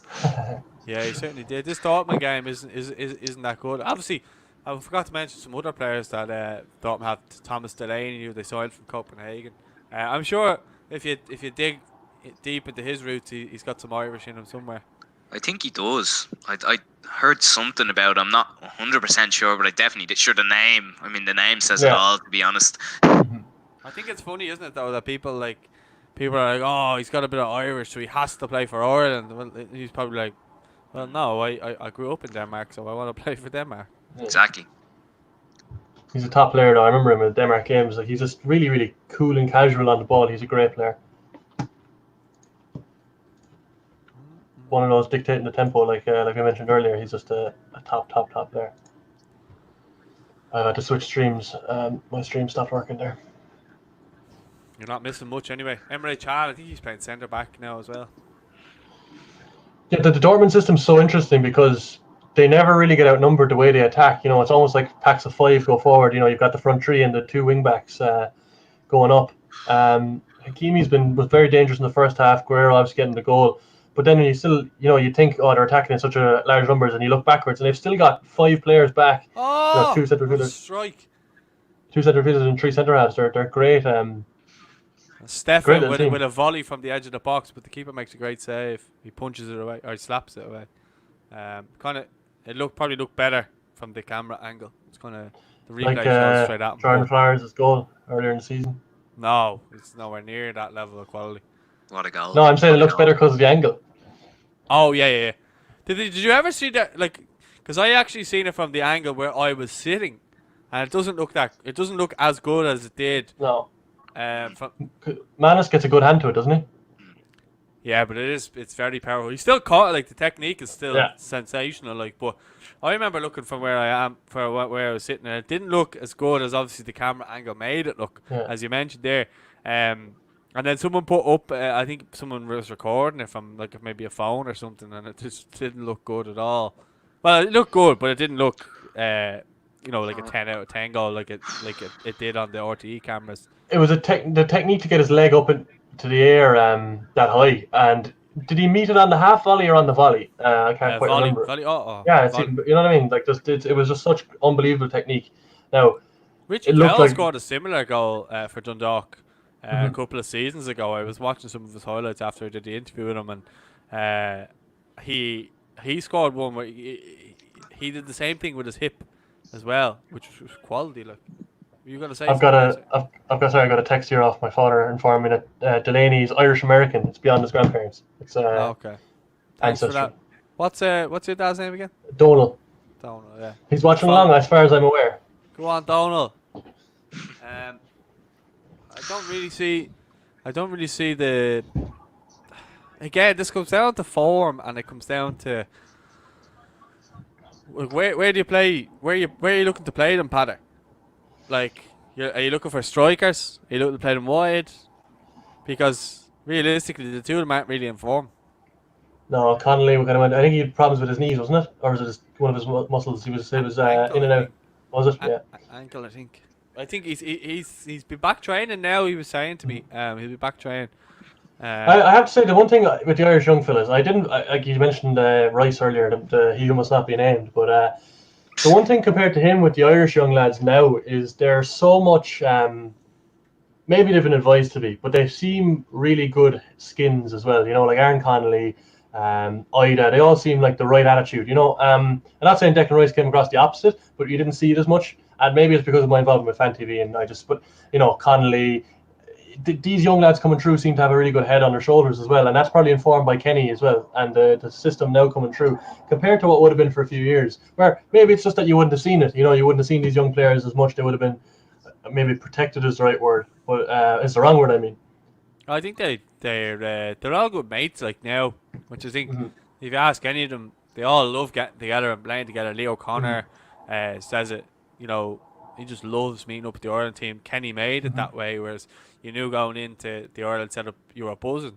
But you still look around, like we've so much talent there coming through that people are like, oh, well, you can't say this and you can't say that. And you're not allowed to say that they're going to be really good.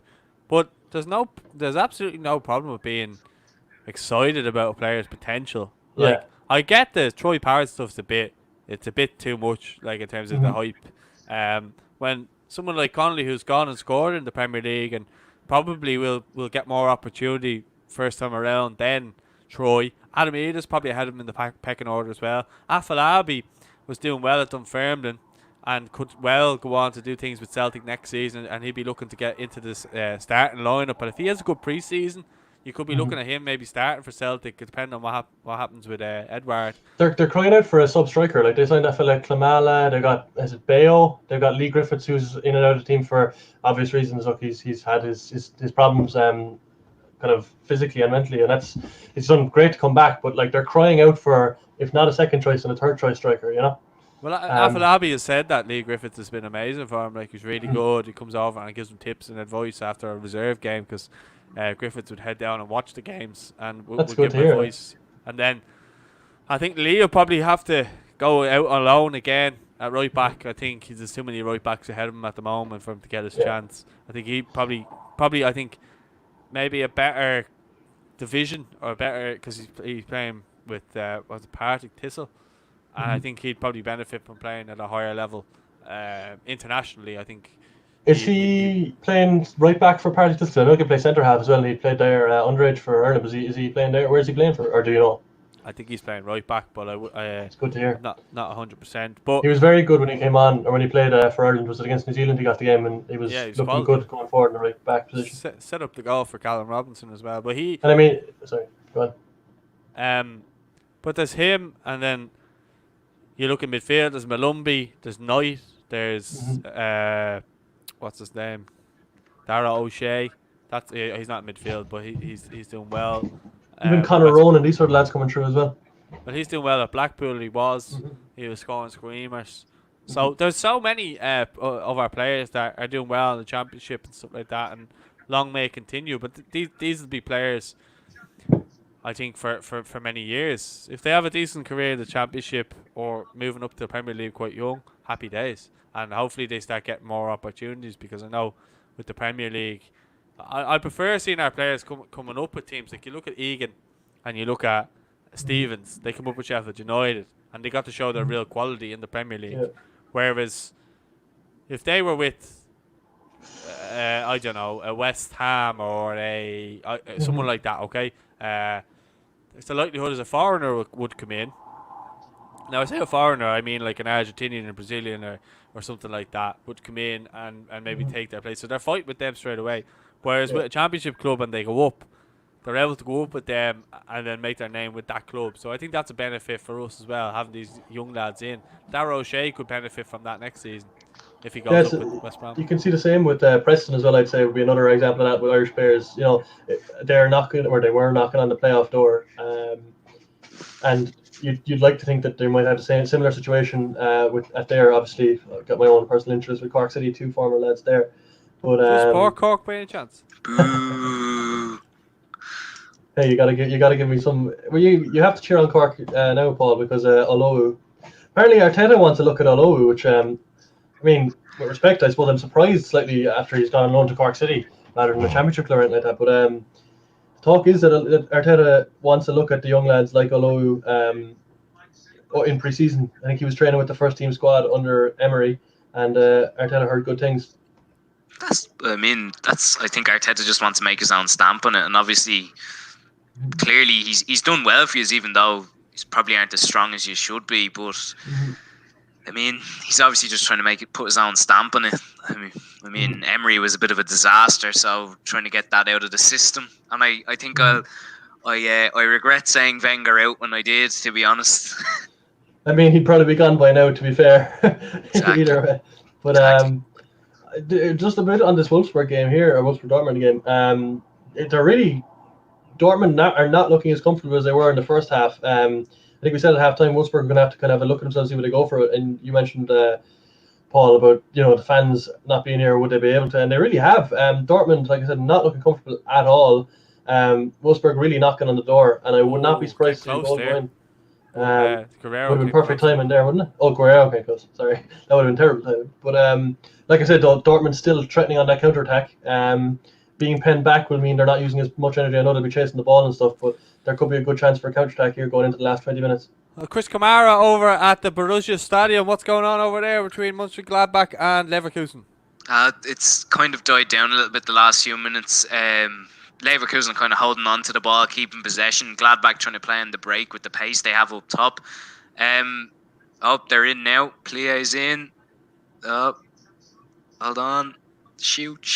No, nothing happened. blocked by the defender. But Mönchengladbach kind of playing on the break. They win the ball back, and again, they kind of have to win. If they want to get near to Bayern, they're going to have to get back into this fairly quick. But Leverkusen still dominating the ball at the minute. It was like Paul Merson towards the end there. Yeah, mixing up. Dortmund obviously it's worth probably have an eye on Tuesday night with Bayern. You know, they've got a bigger game than this. They'll be looking to try and see out this game. They probably won't be mad for goals here. They'll be looking to see out the 3 points, obviously, and go into that game with Bayern as fresh as possible. But that'll definitely be an interesting one. It's top 2, isn't it? And it's a good title race if Dortmund were to get a good result against Bayern. It could really see things hotting up. They have to concentrate and win today. So I know they're winning 1-0, obviously, but Bayern would be expected to beat Frankfurt later. You're always up against Bayern. I think even if you did beat them, you still have to hope for them to lose 2 more games to try to get ahead of them. So, they're seriously up against it still, I think. Yeah, I still reckon. I still think we're all still hoping for a title race. It'd be great to see some kind of a title race coming in the Bundesliga for a bit of excitement. But I think we'll all be cheering on the underdog anyway. It'll be literally anyone but Bayern Munich. I think I saw Neil Fenn on Twitter asking for a German team, and he made the slightest suggestion he might support Bayern so he could win, he could win something instead of being a Spurs fan. And I think I wouldn't be in a similar line of thinking. Anyone but Bayern was my view. Maybe he's a glory hunter. He supports Spurs. He can't really be a glory hunter. No, you're not allowed. Well, he played for Spurs. Yeah, he said I think he's a Spurs fan. He said on Twitter he's a Spurs fan anyway. Suppose whatever academy team you come through, you probably have some kind of support from, unless they totally. Oh, is that a handball? Ball whipped in by Hazard, and it's handled kind of. It'll be interesting to see if this is given now. It's either going to be a penalty or a free kick. He's laughing away here, the defender. Well, just when you mention it there about I presume there'll be a VAR check. It's interesting apparently the VAR speed or the time VAR takes has gone up usually in the last couple of weeks. Went out for the corner. Given a corner. But they've the time taken to come to VAR decisions. I was seeing a few people on Twitter in the know saying that it's gone up. I wonder why that would be. Maybe the refs just taking their time, feeling a bit less pressure without the fans screaming at them in the crowds in the stadium. I mean. Maybe so, but I think the Germans do it right either way. Like they actually, Babu's tearing them up on the right hand side here, by the way, for Wolfsburg. Diaby going through again for Leverkusen. Oh, good save, Sommer. Oh, bad miss. Demery boy, bad miss. You just with the VAR, I'd agree with your point. I think having the little screen is the best way to have it. Yeah, I think that's a handball. But anyway, we're going away from it. I just saw it there, the replay of it. But it's obvious, isn't it? Yeah, but just as I say, they do it the right way. I think flagging it with the ref saying, "Hey, there might be something you want to look at here. Let them go over and watch it again," is much better in the Premier League situation where I've seen Mike Dean literally saying, someone asking him what's going on, and he says, "I don't know." I think it's a much better system to have to allow. Kind of gives confidence in the refs. The ref can make a decision, and then do I want to change the decision? Yes or no? It seems like a good system for me, and one that could be implemented across any level of football, really, with a bit of infrastructure put in place. Even in Ireland, I'm not saying anytime soon, but if you put in a couple of camera angles in all the stadiums, it wouldn't be too hard just to install a screen and have an extra ref, Oh. I think that the same lad who had ball is at to take the shot there. Look, maybe the angle again. Here comes the replay. Well wide. It looked better in the real play. Number 25. That's not Nal though, is it? I think it is. No, I think he's retired. Isn't it? No, I think he's still playing somewhere anyway, I think. I'm Googling him. Get the Wikipedia up. Oh, Monaco. He's playing in Monaco. Monaco. He went from Wolfsburg to Schalke to Monaco. He's still going. What a player. 37. Remember, he used to score absolute pearlers from miles out. He was part of that Wolfsburg team with Dzeko and Grafite, wasn't it? The two lads that up top, and they won the Bundesliga. They won the league. Yeah, I know more as Graffiti. Yeah, Graffiti. Dzeko's somewhere. If he's knee at the end, it's got to be A, no matter where he's from for me. No, Dzeko, yeah, he's didn't he have one of the best goals per minute ratios ever in the Premier League or something. Maybe it was just off the bench. I remember him being pretty ridiculous for City, coming off the bench scoring hat tricks and stuff. See, someone like him, I think, would be a handful for Van Dijk. Yeah, Would he's yeah, one of those. definitely. He's just such a presence. He's still going to Roma, isn't he? Yeah. But he never done anything against us when we played them. True. He's one of those bit part players, I think. You know. Did he scored in the first leg? Obviously, I mean, it was a late goal, but he couldn't even see the goal in that first leg, to be honest. Mhm. That's funny because Darren Randolph actually spoke about that. He just said, like, when Robbie Brady scored, he couldn't even see past the halfway line. So he was looking over at our bench, and they would tell Darren Randolph when the Bosnians were in our half because he couldn't tell. Swear to God. And it's on the podcast I did with him. And I remember. Oh, sorry, go on. And then Seamus Coleman ran down to celebrate with Randolph by themselves. He ran all the way back down to tell them they scored and they celebrated. So It's the most Seamus Coleman thing I've probably ever heard. legend he is. What were you gonna say? I think was that match. Am I right in saying that they didn't even use the orange ball in that game? I think didn't they have a white ball in the game? I think that was one of the Babu. Come on. that was one of the madder parts of that game, right? Because I remember expecting the orange ball to be out like with snow usually, and there was no sign of. It was fog, not snow. I know, of course, I know, but for visibility, I thought they'd have the orange ball out, but I presume They they probably wouldn't have had it because they probably Yeah. weren't expecting it. That was the thing. Wasn't it smog off factory as well or something? It was something. It was or unnatural fog, or maybe it was heightened. Something about it. God Something knows what it was. strange.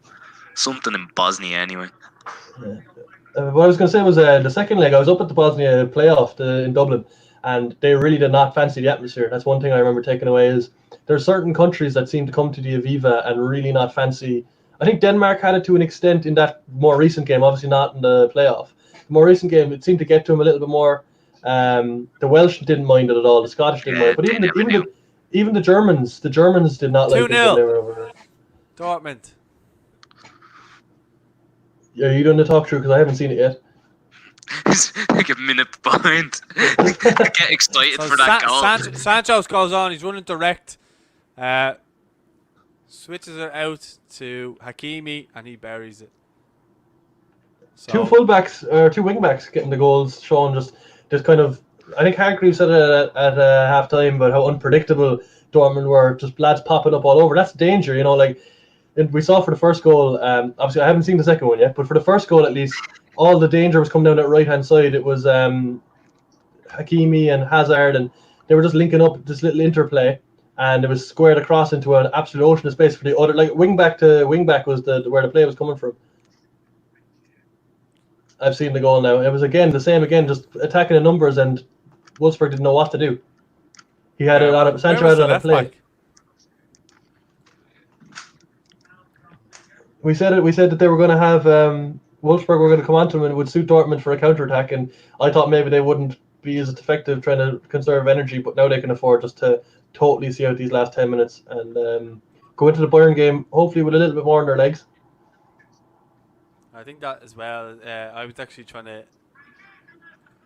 Oh, third goal. 3-1. Sven Bender. What happened, Kamara? I wasn't watching. I was checking other scores. In proper Chris Kamara fashion. Yeah, Sven Bender cross in from Demirbay boy. Sven Bender gets on the end of a 3-1 Leverkusen. Game over. If you want to do a quick around the grounds, Werder Bremen are also beating Freiburg. Paderborn won, Hoffenheim won, and that's that. Obviously, yesterday, Hertha Berlin with a 4-0 win over rivals Union Berlin. It was 0-0 at half time, and Hertha absolutely caught him. 2 goals in less than 2 minutes, I'd say, and then just picked him off in the break. Resurgent Hertha Berlin with Jens Lehmann involved now after Jurgen Klinsmann left. They've decided to go for the level-headed Jens Lehmann. Anything but really. Anything but. Never in his life. Wasn't it him that took the piss behind the goals in the middle of a match? Probably. Did you ever see the time him and Drogba had the fight where they were pushing each other and they threw themselves? Then he got back up and they done exactly the same thing. Madness. 2 of them.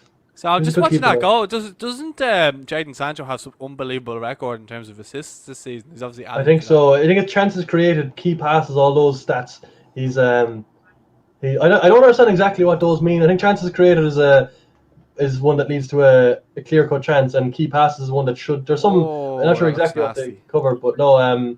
Sancho, even his pace to get away from the defense, and the peace of mind to draw the defender and pick out Hakimi in such a good spot. A lovely way to ball and a great finish.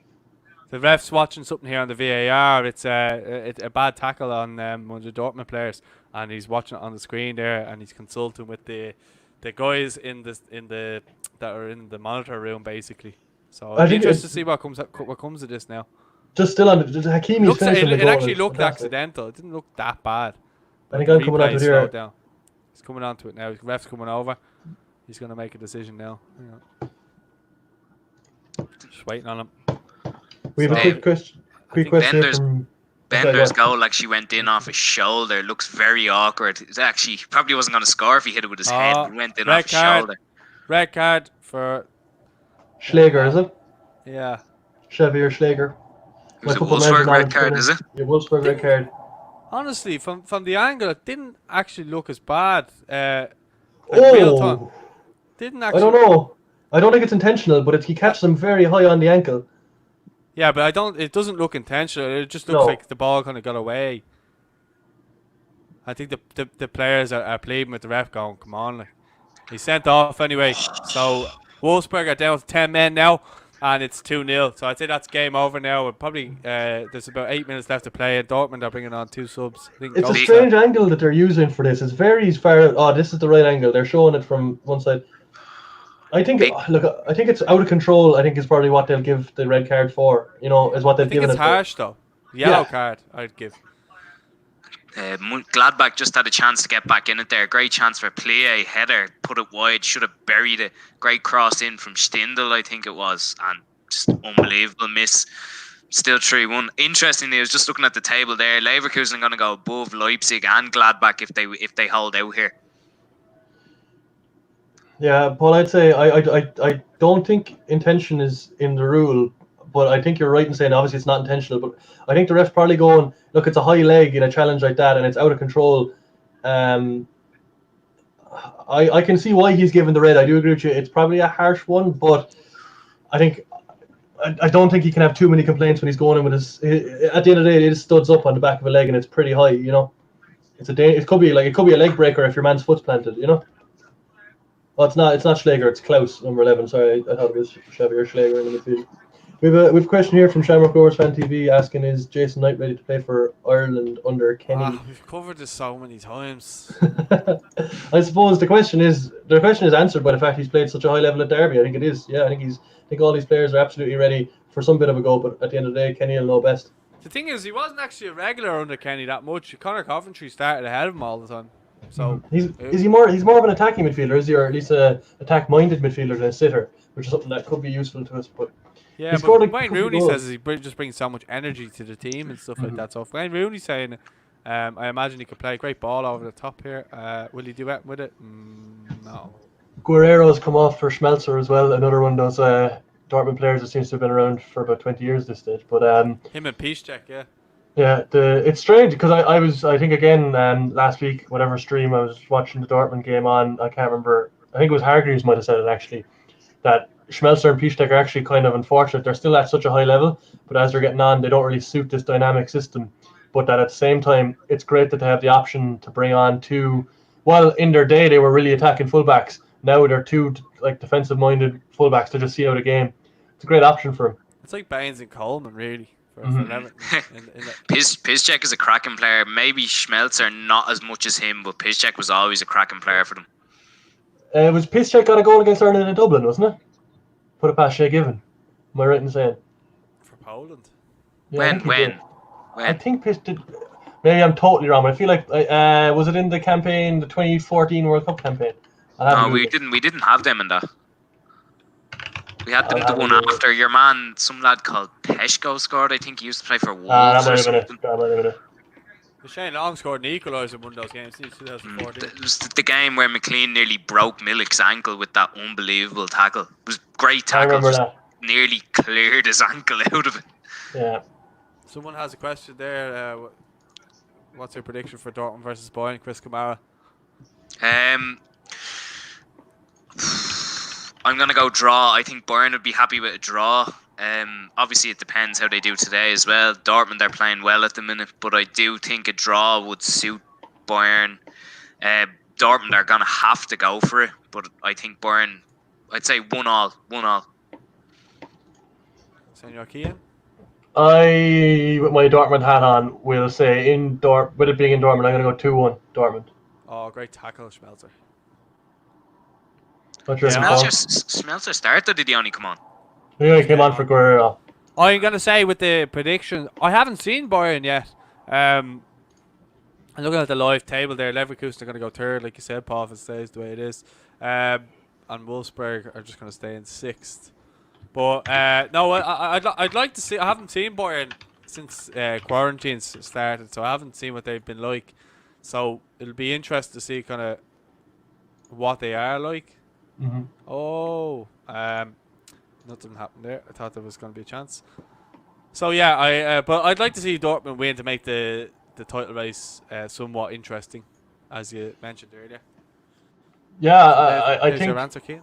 I watched Bayern last weekend against Union Berlin, and Berlin, I'm not sure if it's something that'll suit Dortmund at all, really, a game, because Union were very successful when they got up in kind of Bayern's grill, I suppose, giving them a very physical game, and Bayern were able to pick them.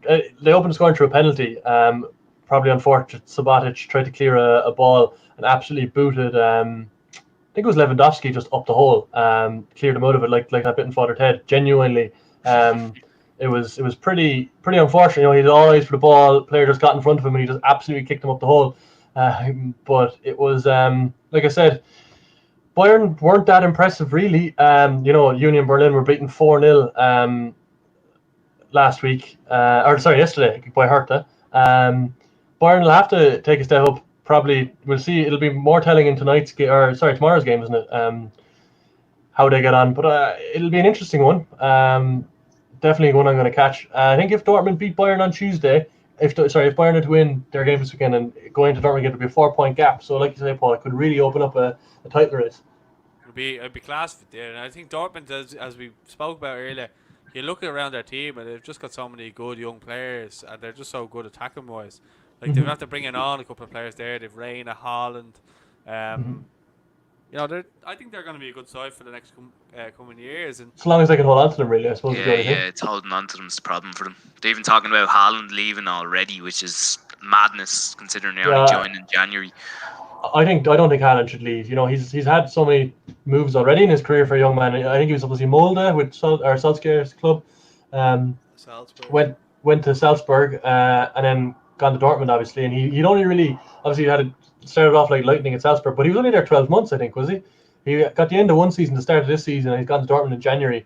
I think he just needs not just the half season at Dortmund, but another kind of 12-month full season to get his because I haven't been all that impressed with him really in the first two games. His movement's good, but a lot of the time, almost his attitude. I know as a striker you want to be the fella calling for the ball and screaming for the ball, but he seems to be a little bit a lot of the time throwing his hands in the air when he doesn't get the ball, and he kind of needs to play for the team. Obviously, that clip came out. People saying it was out of context last weekend about his attitude towards journalists. But did you not see what Jonathan Walters posted? I saw that. Yeah, I did. But I still do think there's a level of he needs to grow up slightly, just in his play. Even just kind of he's good in the team play. But I think more time at Dortmund getting involved in this system where they are so reliant on each other wouldn't do him any harm, Yeah, well, I think I was playing Football Manager, and he has a clause in his contract for like 60 million, which is nothing for some clubs. If they were willing to meet that, which I think Dortmund would. How much did he sign for Dortmund for? Do you know? 20 million, or it was around 20, wasn't it? He'll be getting 4 times the amount if he does go. I mean, like we were talking about Benzema earlier, he'd be an ideal replacement for that. If he can learn to operate within a system, if he can be that lad who can. That's what I mean. If he can stay at Dortmund for a year, learn how to play, improve his link play maybe a little bit more, get involved. Then if Real are looking for a Benzema replacement, someone who can score goals and also play as part of a really good system, then you got your ideal replacement, really. Yeah. Oh, well, it's come up to the 90th minute now, and it's 4 minutes out of the time here in the Dortmund game. Paul, how are we getting on? 3 minutes here, kind of just dwindling towards the end. Gladbach had a few half chances. 85th, 86th minute didn't take them, and Leverkusen are just seeing it out now. Well deserved win. They've been very good today, dominated most of the game, and they're going third, and they deserve it. Oh, that looks a bit dodgy. Holland's had a bit of an off day today. I think that maybe the lack of match fitness might be a worry for him. He looks so weird, I think, doesn't he?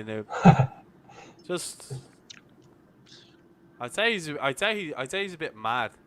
Yeah, he comes across a bit odd in the interviews and stuff. But just no, I mean when I say mad, I mean in a funny way. I'd say he's a bit of crack, like. Yeah, that's what I mean. I mean, I feel like he just needs to kind of learn his place to an extent within a team. Do you know what I mean? I don't mean to. He's obviously a quality player. He's come as a fantastic goal scorer, and I think at some time at Dortmund would really refine his game. You know, it would make him not just obviously look. He's a great player, and he's not just a finisher, but it would improve all his other attributes that he needs to get going. You know, his teamwork, even just his work ethic. You know, they're a high pressing team still. Obviously, that philosophy instilled in them under Klopp still here. But you can tell. I think he's so close to being that best striker in the world that we were talking about that conversation earlier.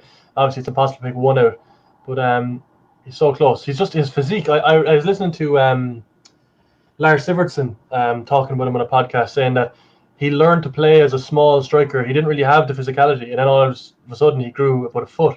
So he learned his game as a different kind of striker, and then his physicality and his pace just went to a whole new level, and he burst into this player that he is. Well, it sounds a bit like Lukaku when he burst onto the scene, and he had loads of moves early on, and then had to go to West Brom and Everton before he really got taken on by Everton as their main striker. Because obviously at Chelsea, he was kind of further down the pecking order. Drogba, Eto'o even at that time, I think, and a good few other players.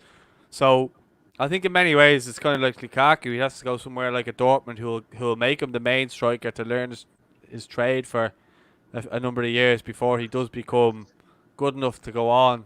Similar enough to the way Lukaku went to United. I thought it was the wrong move for him to go to United, but he propelled himself into such a good goal scorer that he was in the kind of running. Good play by Mbabu there. He was in the running then to be signed for top clubs, even though I don't really think Man United are a top club that much anymore because they've been going in transition for the last number of years and not really doing anything. They might have won a couple of trophies here and there, but by their standards and by their fans' standards, it's not nowhere near where they should be and probably could be. Absolutely. Yeah, no, I 100% agree with you on that. I just think it's worth, like with the Bayern game. I think it's one that it's happened a lot. I think I haven't followed. Look, I know Paul, you said earlier about following German football, English football. You don't get to do it as much. I think there's been a number of times where Dortmund and Bayern have been neck and neck, and then it's come to a Bayern Dortmund game, and whatever's happened, Bayern have given them a hockeying. I think it's happened more than once. Full time. And I just think it'll be a big test for the young. We've spoken about they're a young team, they're an attacking team. Huge test for Dortmund against Bayern on Tuesday night. I think it'll be an interesting one. Full time here too as well. So full time, Borussia Dortmund 2-0, and it was Guerrero and Hakimi with the goals. As the Wolfsburg players looked dejected, like it was a cup final or something odd like that. But over to our man Chris Kamara and his report from the Borussia Dortmund versus Leverkusen game. So 3-1 to Leverkusen here at Borussia Park. Kai Havertz with 2 and Sven Bender with the other one for Leverkusen. Marcus Thuram made it 1-1 just after half time. But ultimately Leverkusen showed their class. They were the better side all the way through and deserved the win. So now they're up to third ahead of Gladbach and Leipzig, who play tomorrow, who I think can actually overtake them as well. So well-deserved win. Thank you for that. So that's been really it then. We've been nearly 2 hours on this live stream, so I think it's fair to say we will leave it there. Huge thanks to Cian and Paul. I know his name says John Cian, but he goes by Cian. So check the lads out. Don't forget to follow them on social media. Paul's at Tierney1723, I think is Yep, that's His the one. username. Oh, I think that's Instagram. And then Kean is both Instagram and Twitter. My Instagram is there if you want to follow. And yeah, we'll speak to you again soon. We'll have another watch along soon, and we'll make sure to get more people involved in the comments and get a bit more engagement next time. But huge thanks to the lads for coming on. Stay safe, and I will see everybody soon. And broadcast.